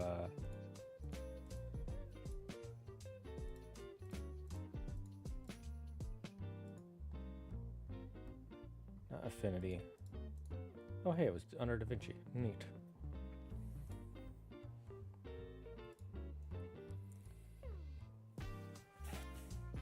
Sorry, I'm late. It's okay, Terminate.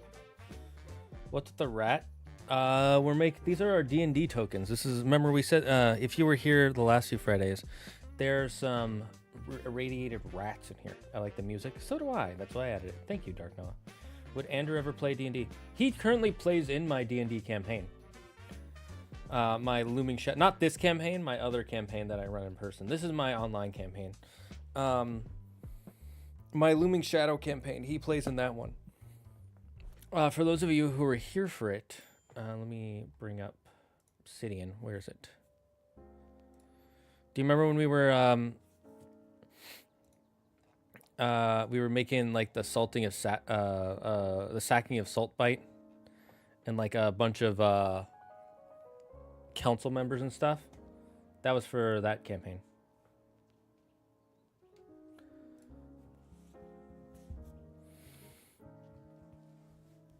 The Discord YouTube mobile won't let me copy and it doesn't show up as a hyperlink. It should let you copy. Here, let me check. Here, I'll go on YouTube mobile. YouTube mobile. The Zagad's Den.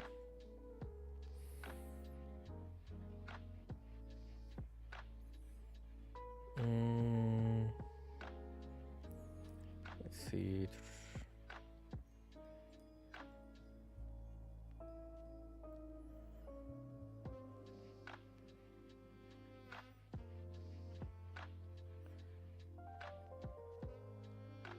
That's dumb that mobile doesn't let you copy and paste it. That's really dumb. Here.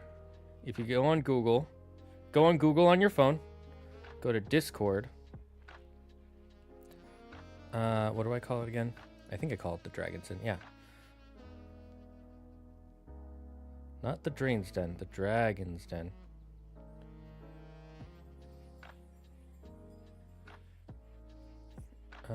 Let's see.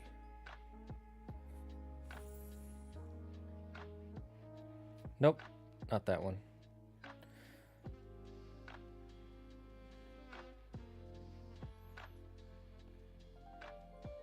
There's so many called Dragon's Den. That's actually kind of hilarious. Unfortunately, I don't know how to help you there. If you go on the YouTube, let me see if it works on the YouTube app. If I go to the non-vertical one.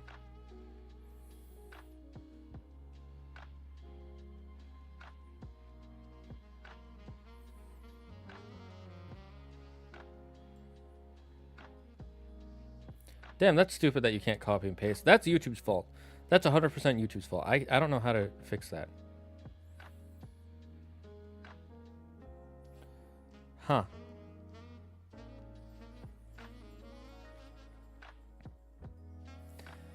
I can, yeah, I don't know.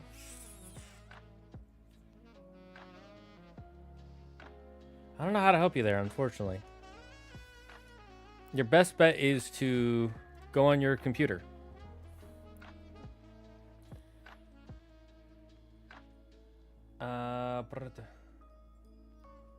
The token thing is pretty cool. I'm glad you liked it. You know, it's fun watching a stream deafen and missing all sorts of context makes it much funnier. I'm watching you, Yuki. Everybody type let's think of something ridiculous. Type Yuki important information and then colon. Zagger just announced he will never play Expedition 33 again. Just say that in the chat. Everybody just be like, oh my god, you're never going to play Expedition? Why do you hate Expedition 33?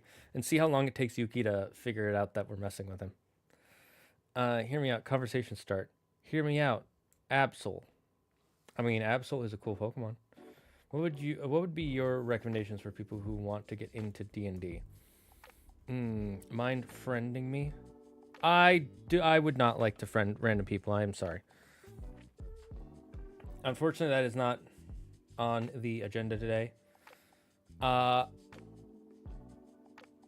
can't help you there, unfortunately. Sorry. If someone else wants to friend you, they can. I would not. White. Thank you, Terminator.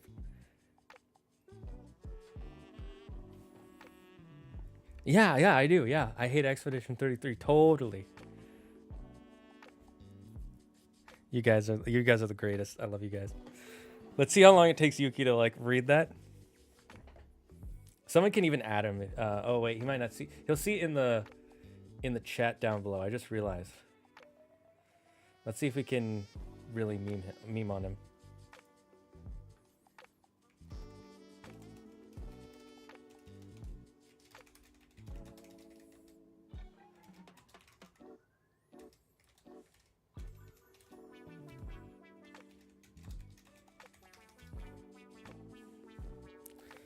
No more cheese for you.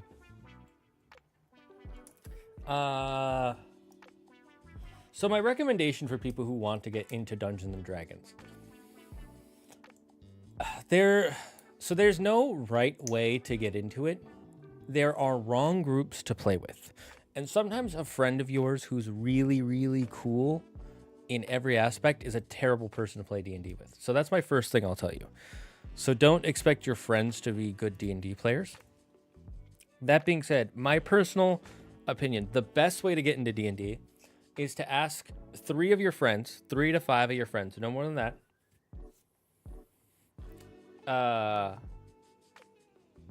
Ask 3 to 5 of your friends if they'd be down to try it. Even 5 is a bit much. 3 to 4 might be a better start. And then I would run the campaign, The Lost Mines of Phandelver. Here, I'll look it up on screen so you can see it.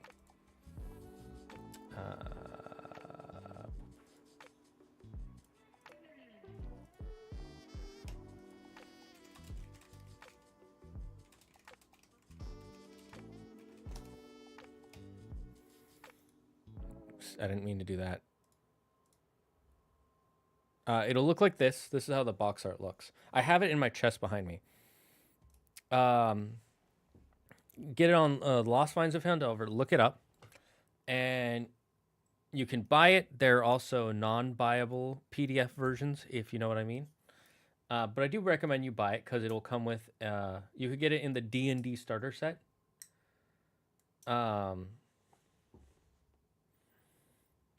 Let's see.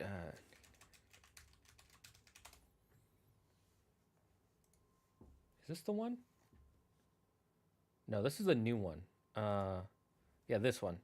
This starter set will come with the 3 main rule books, the player's handbook, the DM's guide, and the Lost Mines of Phandelver game story engine, and then a couple of character sheets you can use if you're going to play in person. If not, you can buy the online version on your preferred role-playing software.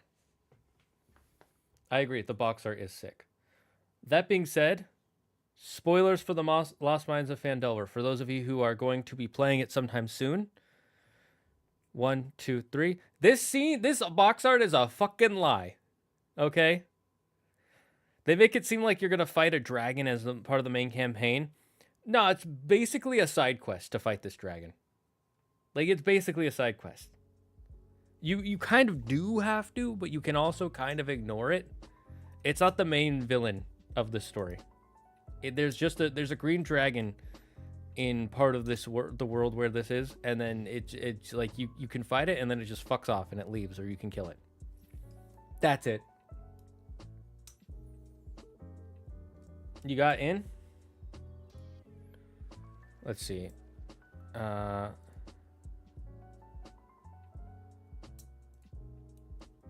you sure? You got to make sure you see the Zaggard and the dragon, my logo.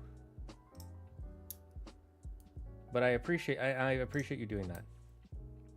Optional dragon boss. Yeah, basically. I just realized I'm still screen sharing. Holy heck, I'm stupid. But anyways, it is a cool story. I won't spoil what's actually happening in it. This dragon is kind of a side thing. I've never played this one. I haven't played Dragons of Stormwreck Isle. I hear it's okay for a starter set. I just know this one's pretty good. This is the one me and my friends started on, and I highly recommend it. It's 5th edition. It's not D&D 2024 or D&D 2025, whatever they're calling it now.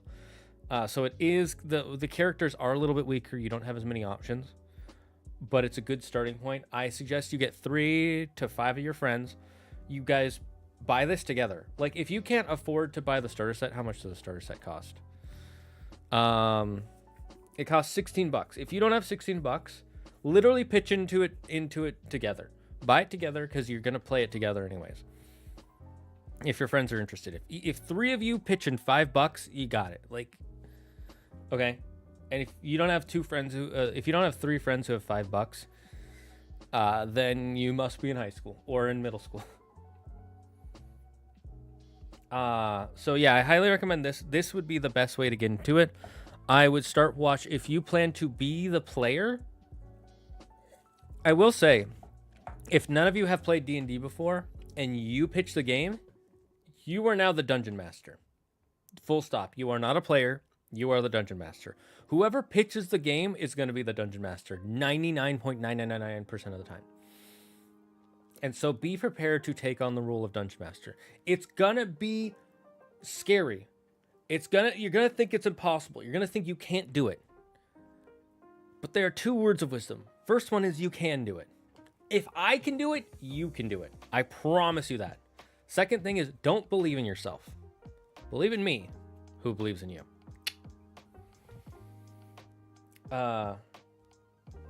Did ran tribute as a tyrannical ruler. True. Me and Du Bois on a Saturday night. What if I have no friends? I do watch a lot of Critical Role, though. So my first thing, do you actually have no friends, Sebastian? Because a lot of people will say, oh, what if I have no friends? But they probably have 1 or 2 friends. But let's say you definitely don't have friends. You have 2 options. Option 1, go to your local game store and see if they have a D&D night. If not, Google online, see if there is a local game store that hosts a weekly, some sort of weekly D&D game. I forget what the official one is called. What are the official D&D games called? Sword Coast?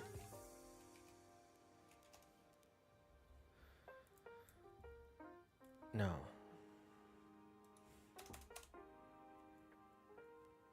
No, I'm trying to remember what it's called.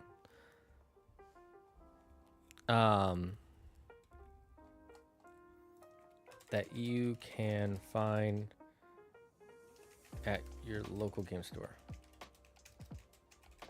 that people will run for you.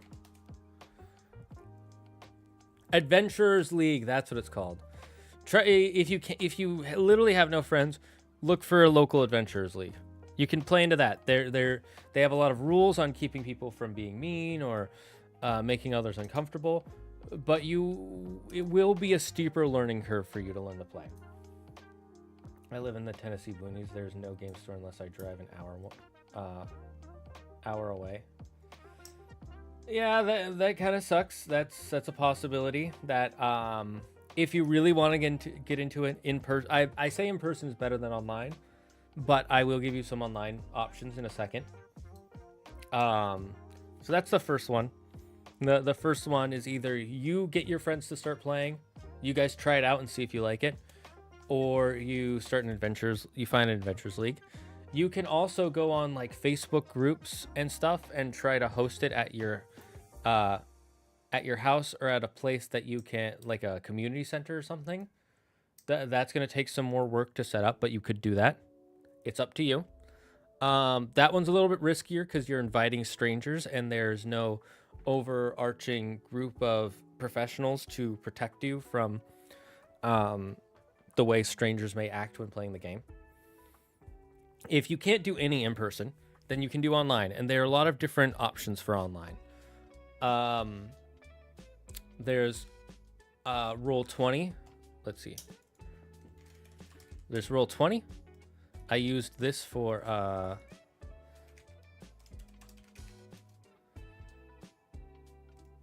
what's the other one?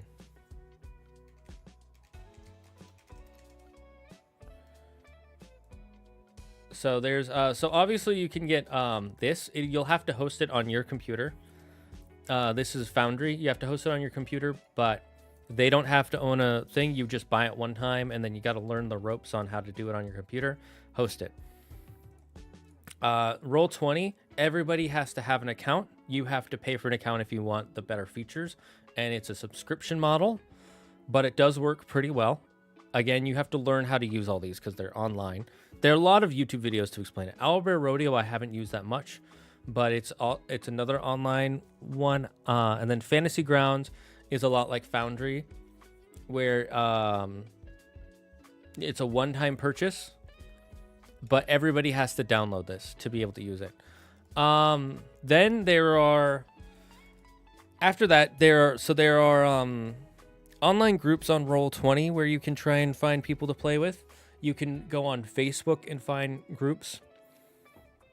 Facebook is a really good place to find D&D groups. But in my opinion, the best answer, not necessarily getting shanked per se, but more so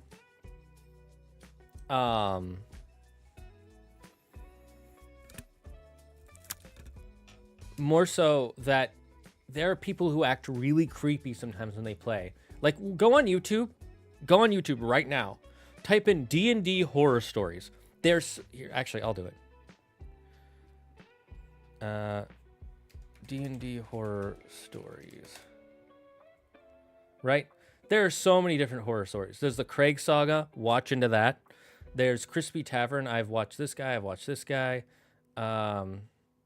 Crit Crab's been around for a long time. He has a lot of great stories. I'm forgetting the guy's name. The dragon guy. The Den of the Drake. Watch any of these YouTube channels. It'll tell you what to look out for and what could potentially happen. So that's like I'm sure you have some horror stories. I have probably two or three horror stories. I don't have that many. Mine aren't that crazy. Mine are like, wow, that sucks, and then we moved on.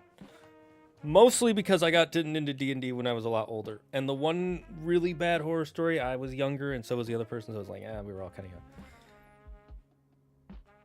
As a go fat guy, I'm probably safe from stalkers. I can't say whether that's true or not.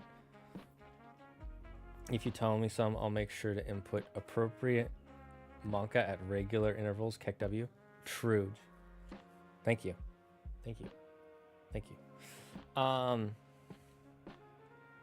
So it's less about getting stalked, and it's more about learning the do's and watching these horror stories is more about learning the do's and don'ts of running a game and being in a game. Not letting people walk all over you, but also not learning to walk all over people. So I highly recommend you watch any of these channels. They're all really good channels. Loot Goblin Marketplace, Crispy Tavern, The Den of the Drake. Crit Crab is a really good one. Crit Crab is one of the OGs.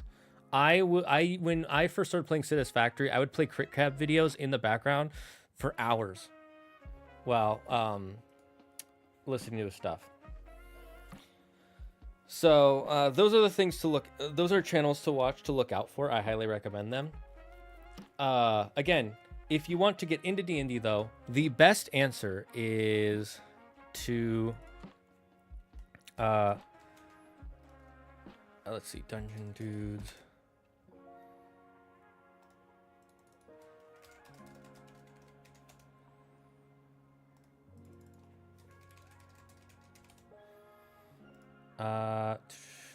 Dungeon Coach. Who's another person I watch very regular? Like, finally, go on. Dungeon Coach. Watch these guys. Try to learn about their. What's his name?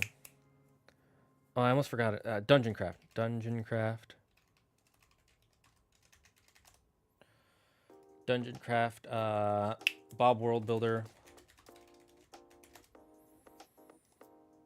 These are some YouTubers that I really like. Welcome to Dungeon.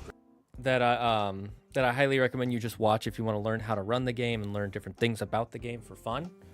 And then you want to join their communities, join their Discords, and then see if there's anybody who wants to play the game and doesn't have a DM. Because if you choose to be the DM, you will find players. I'm not kidding you. If you are a DM, you can find players. If you are a player, you might not find DMs. That's the thing. So for every one DM, there's 4 players. Almost always. There's actually probably a lot more, but there's always 1 to 4. And so I highly recommend you watch these guys. Find the YouTuber that you like the most, and then join their community, because their community will be people who kind of like to play the game these guys like, the way these guys like to play it. And then join their Discords, join their Patreons if you're willing to pay for it. And then you just start asking, hey, is there a place? And they'll give you even better, more in-depth, more long-term information about what is a good place to find D&D players. Where is a good place to go online? I highly recommend you watch these guys. They will be like, these guys have been my godsend for years. Like, I don't watch the Dungeon Dudes that much anymore, but I still see them time to time. I love the DM Layer, love Dungeon Coach, love Dungeon Draft, Bob World. In fact, I love the Dungeon Coach so much, I go to every one of his live streams when I can, because he's currently making his own D&D clone called DC20, and that's what DC20. That's what this is for. This is for a game of DC20. So yeah, don't be a jerk and you'll be fine. Yes and no. That's definitely true, and that's what people say. But just like in the real world, define be a jerk, right? It's a very nuanced answer. There's obvious stuff like don't hit people, don't touch them when they don't want you to, don't spit on people, right? But then there are little things you can do that one person might like and one person might hate.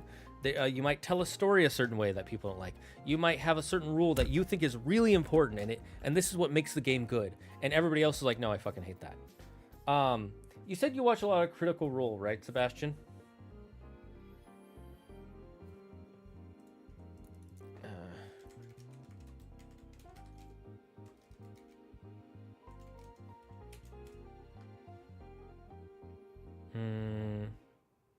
No, that's not what I wanted to look for.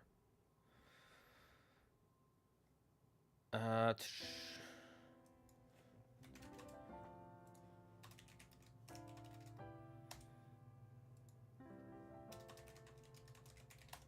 me see, is this...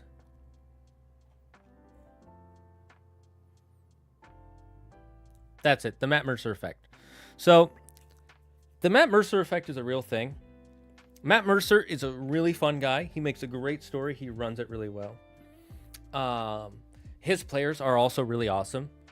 Don't try to run the game like Matt Mercer. That is my first rule I'm going to tell you. Do not try to run the game like Matt Mercer. Matt Mercer is a very specific type of person who runs a very specific type of game. And once you start playing D&D and you start watching more videos about D&D and about running D&D, the more you're going to realize the game he's playing is very different than the game everybody else is playing. And that is not a bad thing. There's a reason he's super popular, because he makes a very unique game. And part of that is because of his players. And part of that is because of him. So if you start running D&D or you start playing D&D, do not expect it to be like Critical Role. It is not going to be Critical Role. It will never be like Critical Role. Your game is going to be your game, whether that's amazing or terrible. So that's my first thing. Do not go into playing D&D to think, oh my god, I can't wait to... It's going to be like on this episode of Critical Role. We're going to have this moment. We're going to fight this guy. We're going to have this... No. Just like episode 13 of season 1 of Avatar is completely different than episode 13 of Naruto, is completely different than episode 13 of Big Bang Theory, is completely different than episode 13 of Burn Notice. Critical Role is going to be completely different than your game. Just remember that. Again, that's not to say anything against Critical Role. I've never watched them, but I've never hated them either. They just aren't my thing. I think they are fantastic at what they do. What I do is nothing like that. These thumbnails are so peak. I mean, they are. Let me ask.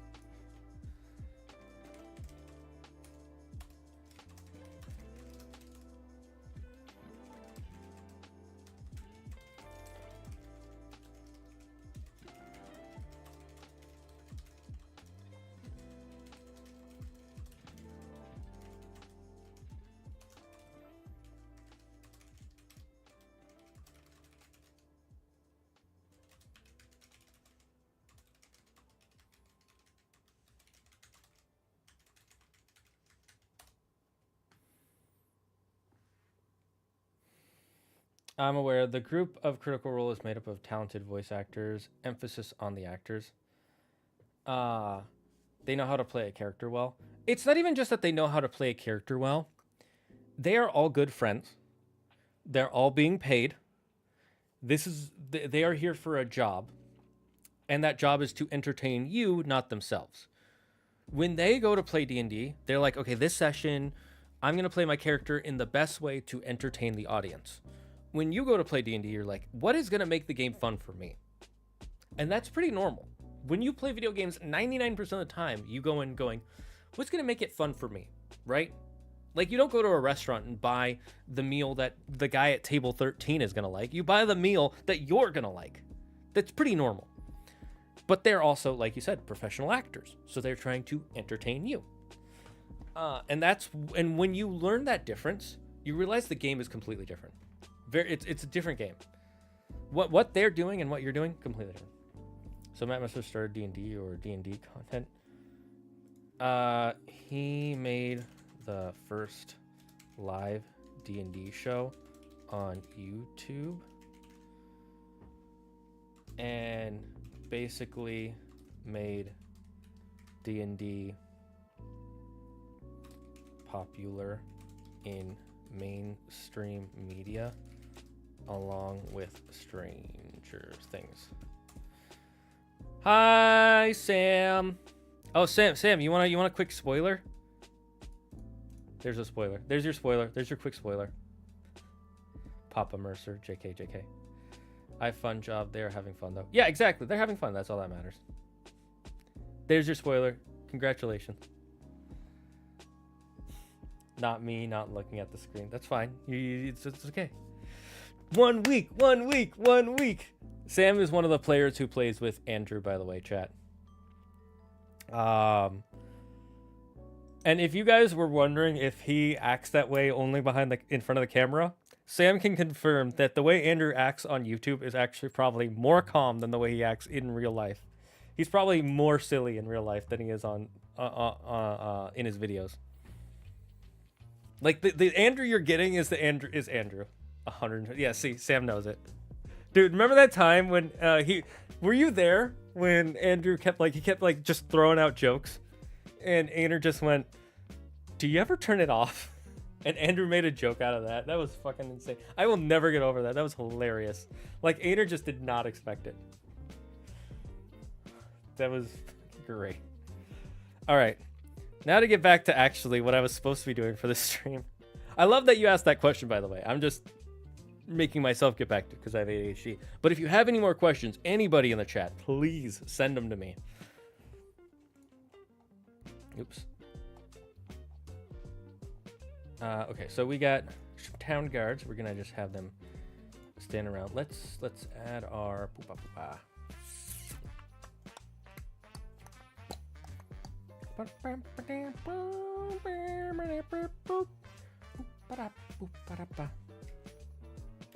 Alchemist. I feel like I've heard the name before, but I'm not sure it was a D&D. Okay, we're gonna turn off the screen and turn back. Where was it? Opera Affinity? There we go. Wait, no, it's not Affinity. What am I doing? Pagan. No, it's Da Vinci. Da Vinci. Da Vinci. You know when my when Claire first saw Da Vinci, she thought it was called Divinity. Finished watching the Mighty Nine campaign. I'm about halfway through campaign 1. I've heard of those campaigns. I know nothing about them, Sebastian. The only D&D YouTube guy I know is Brennan something. Oh, Brennan Lee Mulligan.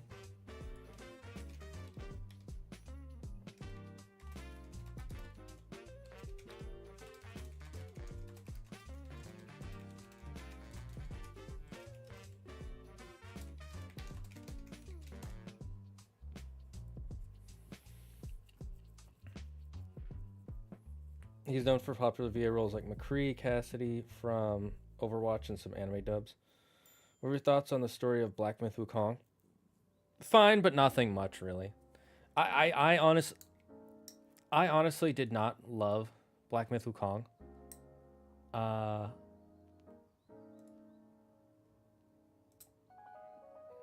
this should just be an... Wait.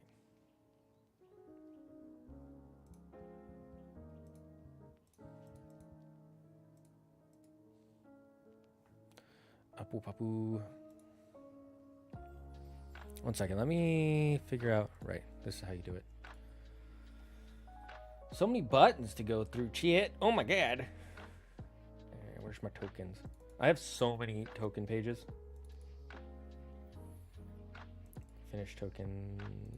NPC. No.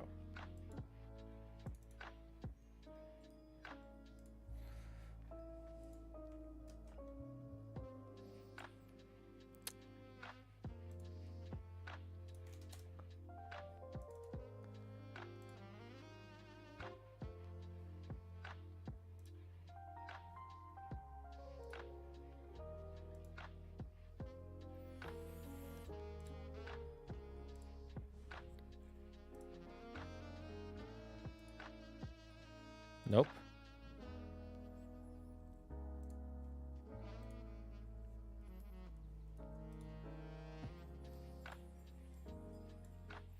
Okay, so we'll use that. And then we gotta go to floor 2 to get the rats. So I gotta scratch my back.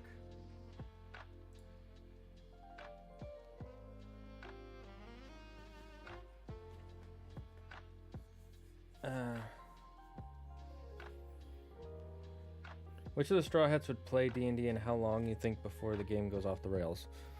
The answer is all of them would play D&D and immediately. It would immediately go off the rails. There would be no question of when it goes off the rails. It would just go off the rails. We'll add Nash first.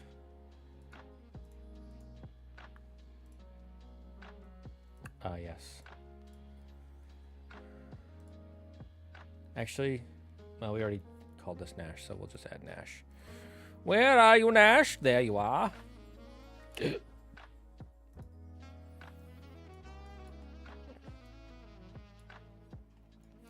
then we'll make the rats.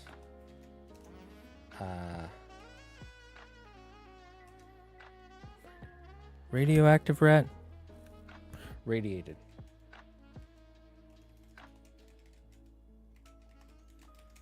A rat. It is a rat. A rat. Monster, where is the rat?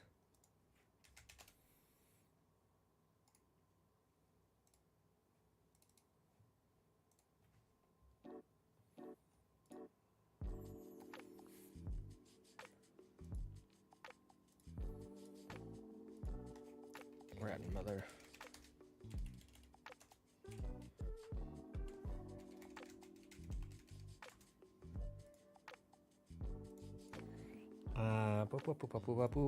Papu.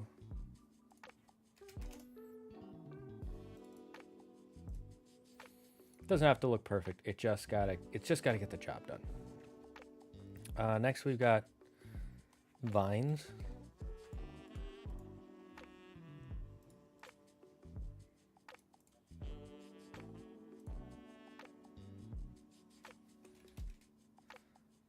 Did we not finish the vines? Oh, did we not make the vines? Oh, man. Okay, I'll do that in a minute. Do we have the evil mic in it at least?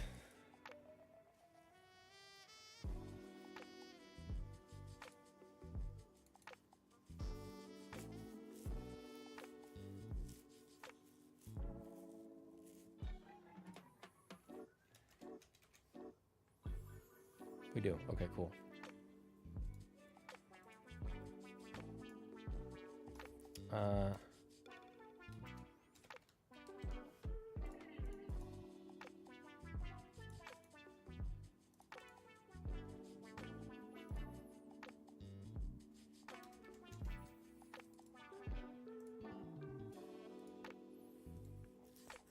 Okay, so we'll add the vines later. So we gotta remember to do that. Lurk. Yuki's lurking. No. He's Sakamoto from Sakamoto Days, from Netflix from most recently. Why is what? Why is what? What's why? What happened? Why is that? Do you judge characters like give criticism on them? In what way? Explain. Explain, Sebastian.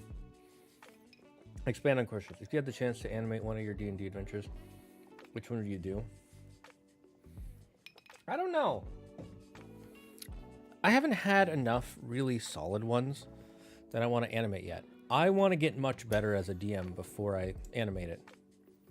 And I want to see how it ends.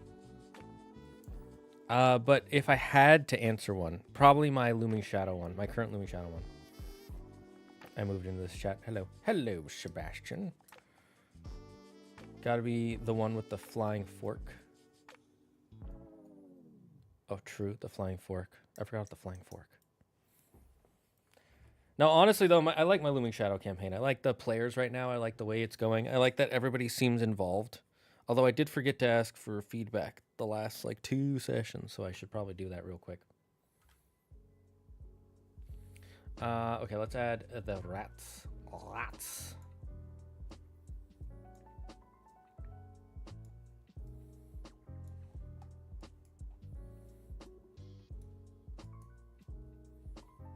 And we'll just have them all.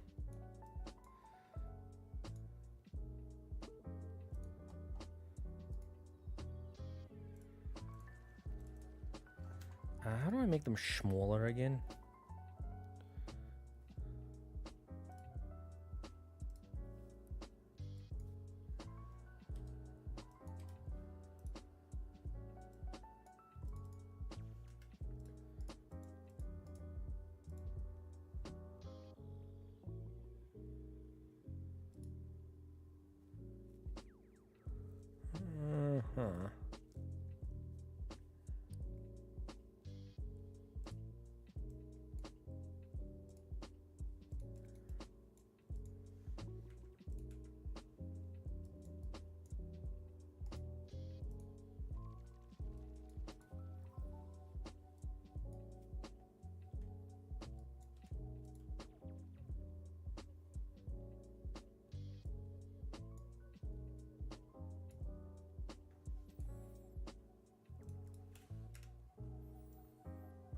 Okay, let's copy paste.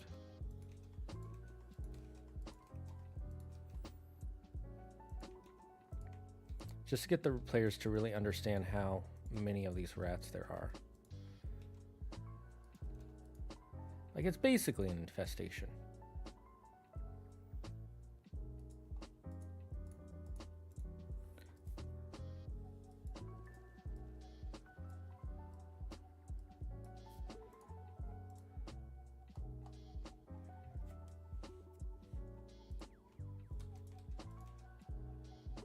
And we'll just put 3 here. And then this guy's humanoid size, so he's just gonna be freaky like that. And we gotta put our Myconid boss. We'll put him in the center there. And then we'll have a couple of rat boys. And a couple of soldiers.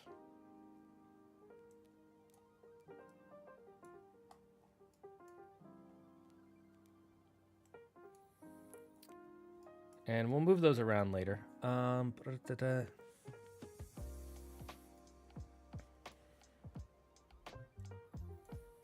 have 2 more town guards. That way when they come up, it's like, hey, what are you doing here? And they gotta knock them out. And then I'll just, let's see. We said there's a lot, so 1, 2, 3, 4, 5, 6. 1, 2, 3, 4, 5, 6.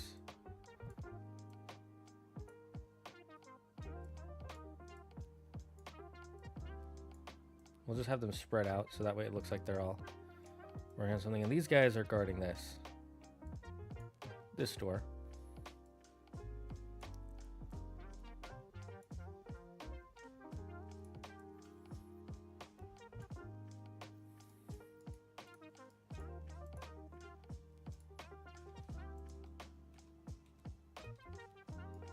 And we'll just have half as many.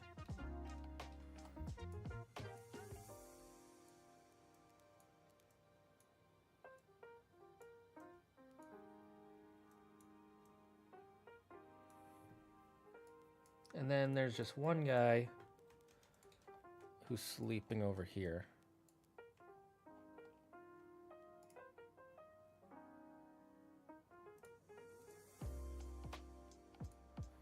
Where's the sleeping one? It's always so small.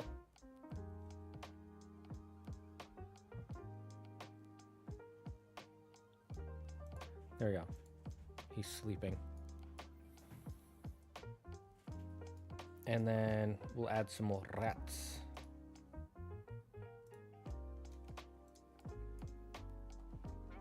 And we'll say they're all hiding up here.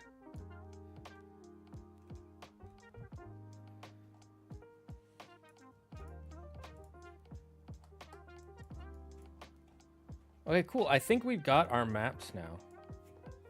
I think we're good. Gotta be the one.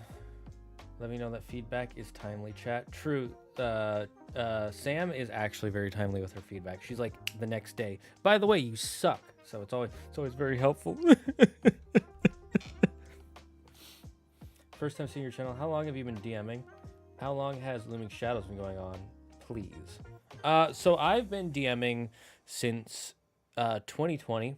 So not for very long, only about 5 years. My Looming Shadow campaign has been going on since January of this year, so for a little over 6 months. This is actually my other campaign, my Crossfire and Cunning campaign, which has only been going on for 5 months. So the reason why I haven't been having campaigns for longer is because my friends kind of got bored of D&D, and it turns out they weren't really into D&D, but I was. So thank you. Truly a blessing. May your pillows be cool and your chips never empty, and your cup never empty. True. The idea of taking a character and dissecting them, the pros and cons of how well they've been made, the aesthetics, backstory, motivation, message, see where they can be improved. While that's a fun thing to do, ultimately you don't really need to do that with D&D. Not with a player character, not with an NPC. You want to just have a basic outline. You can expand a character as the campaign goes on.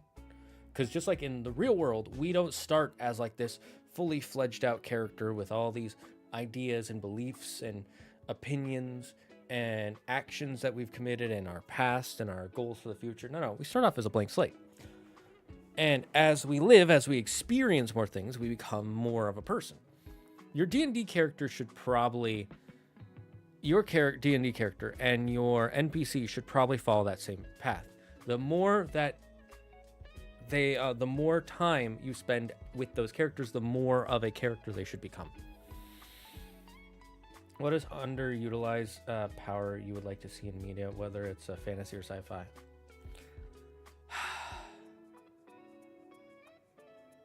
I can't think of one. I'm gonna be honest.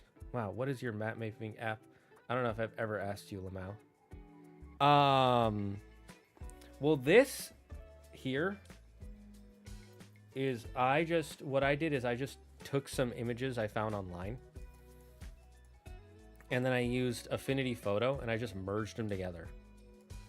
Like I took 1, 2, 3, 4, 5 different images and I merged them into one to make them look like one cohesive thing. You can tell if you really zoom in. This is the exact same thing as this, but this is not the same as this, or this, or this. I just am pretty visually able to make it look like it's the same thing. Is the big thing. Like they're actually completely different art styles if you really look at them. I'm using Foundry though for running the game or for online, but I much prefer our in-person games. Like if you want to see the maps I make for our, here I'll spoil something. Where is it? Tabletop. Campaign, Looming Shadows. Where's my maps? Maps.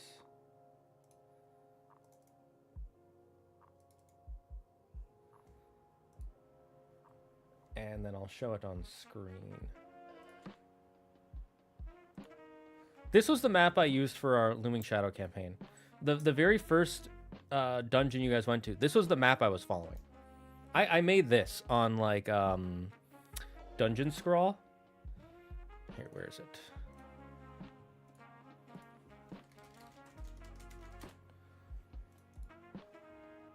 I used this software.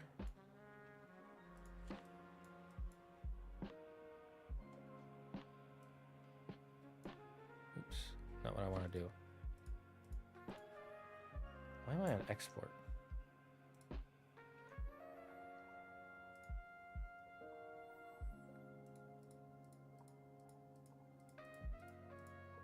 There we go.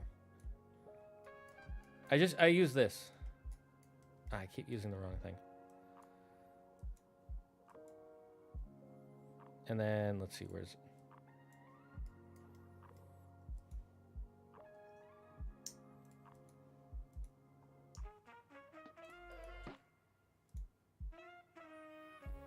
This is what I use for making most of my maps, and I made this on Dungeon Scroll. I knew the layout I wanted it to be. I wanted it to kind of have the circular connection here.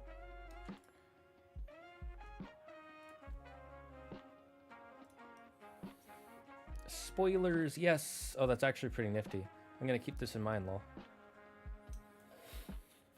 If you want a semi-spoiler, I can show you. This is the layout I use for all my maps.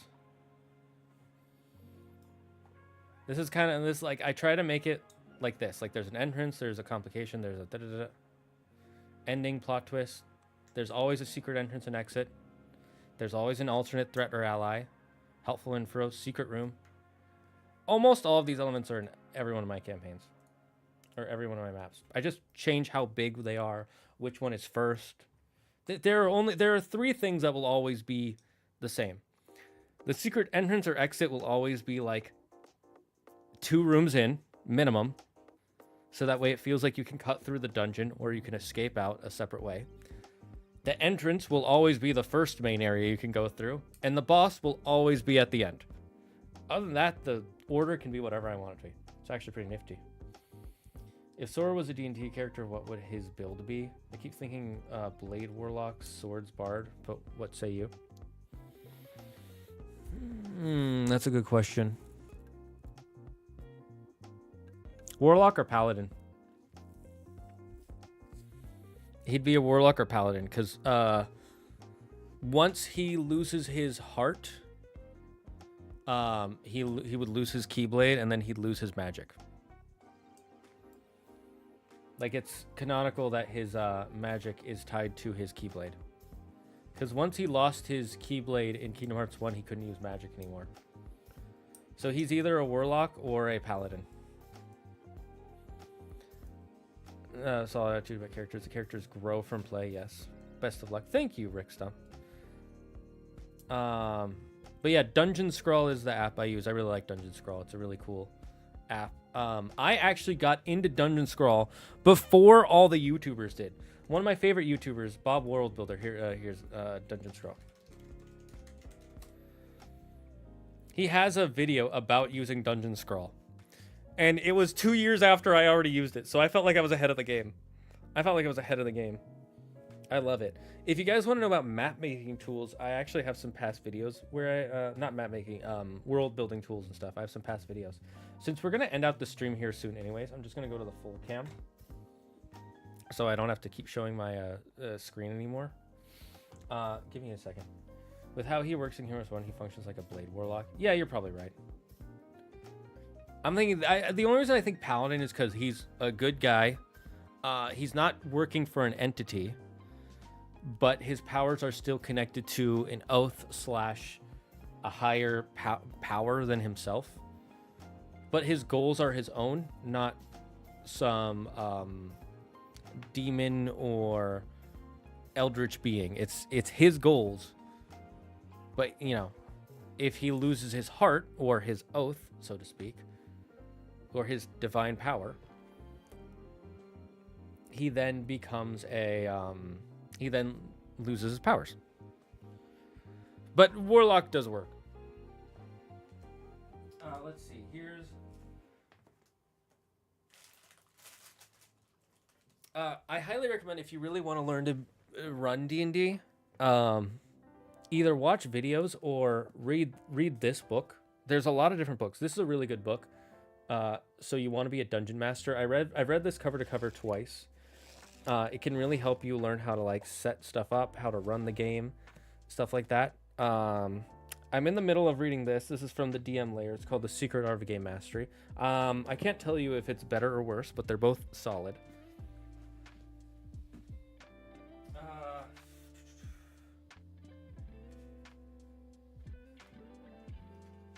I can't get to it right now. Well, I can. I just want to. Okay, I get to the other one. There's a thing called the story engine. Look it up online. Just type in the story engine.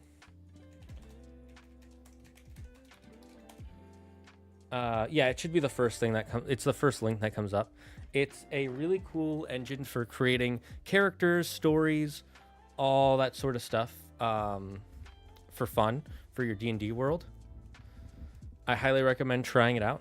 It's a really good resource. I've been following that Kickstarter and buying all the Kickstarters I can every time he comes out with one since like 2021, whenever he started it. Technically, the works can be Celestial or God Aligned. They can be, that is true.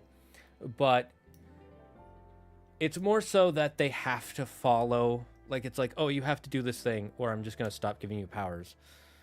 Which technically is also true for Paladins. But they did change Paladins a bit in 5e to be more oath-based, which I'm not a fan of, but some people like. Anyways, so that's what I'm... So that's our making our dungeon for Crossfire and Cunning. I hope you guys all had fun. We're gonna end here. My throat is starting to die. I have to make dinner, and then I'm gonna play some Peak / Baldur's Gate 3 / watch TV with my fiance. Whatever we're gonna do. Maybe I'll watch some Bob World Builder, Dungeon Craft, Dungeon Coach, DM Layer, Dungeon Dudes. I highly recommend you watch those guys. Watch Crit Crab. He's a really fun guy. Crispy Tavern, Loot Goblin Market, the DM, not the DM Layer. The Den of the Drake, for all the do's and don'ts, and just for fun stories where it's like, wow, that person's crazy. I'm glad I'm not that person. I'm glad I'm not stuck playing with that person. So highly recommend you go watch them. But for now, guys, thank you all for joining us. We will see you all next Monday for Magical Monday. I'm hoping I'll get back in Expedition 33. I was so busy this Monday. Until then, stay safe, stay smart, stay healthy. Be thankful for everything and everyone in your life. And the number one rule here in the Dragon's Den: don't believe in yourself. Believe in me, who believes in you. Bye-bye, chat.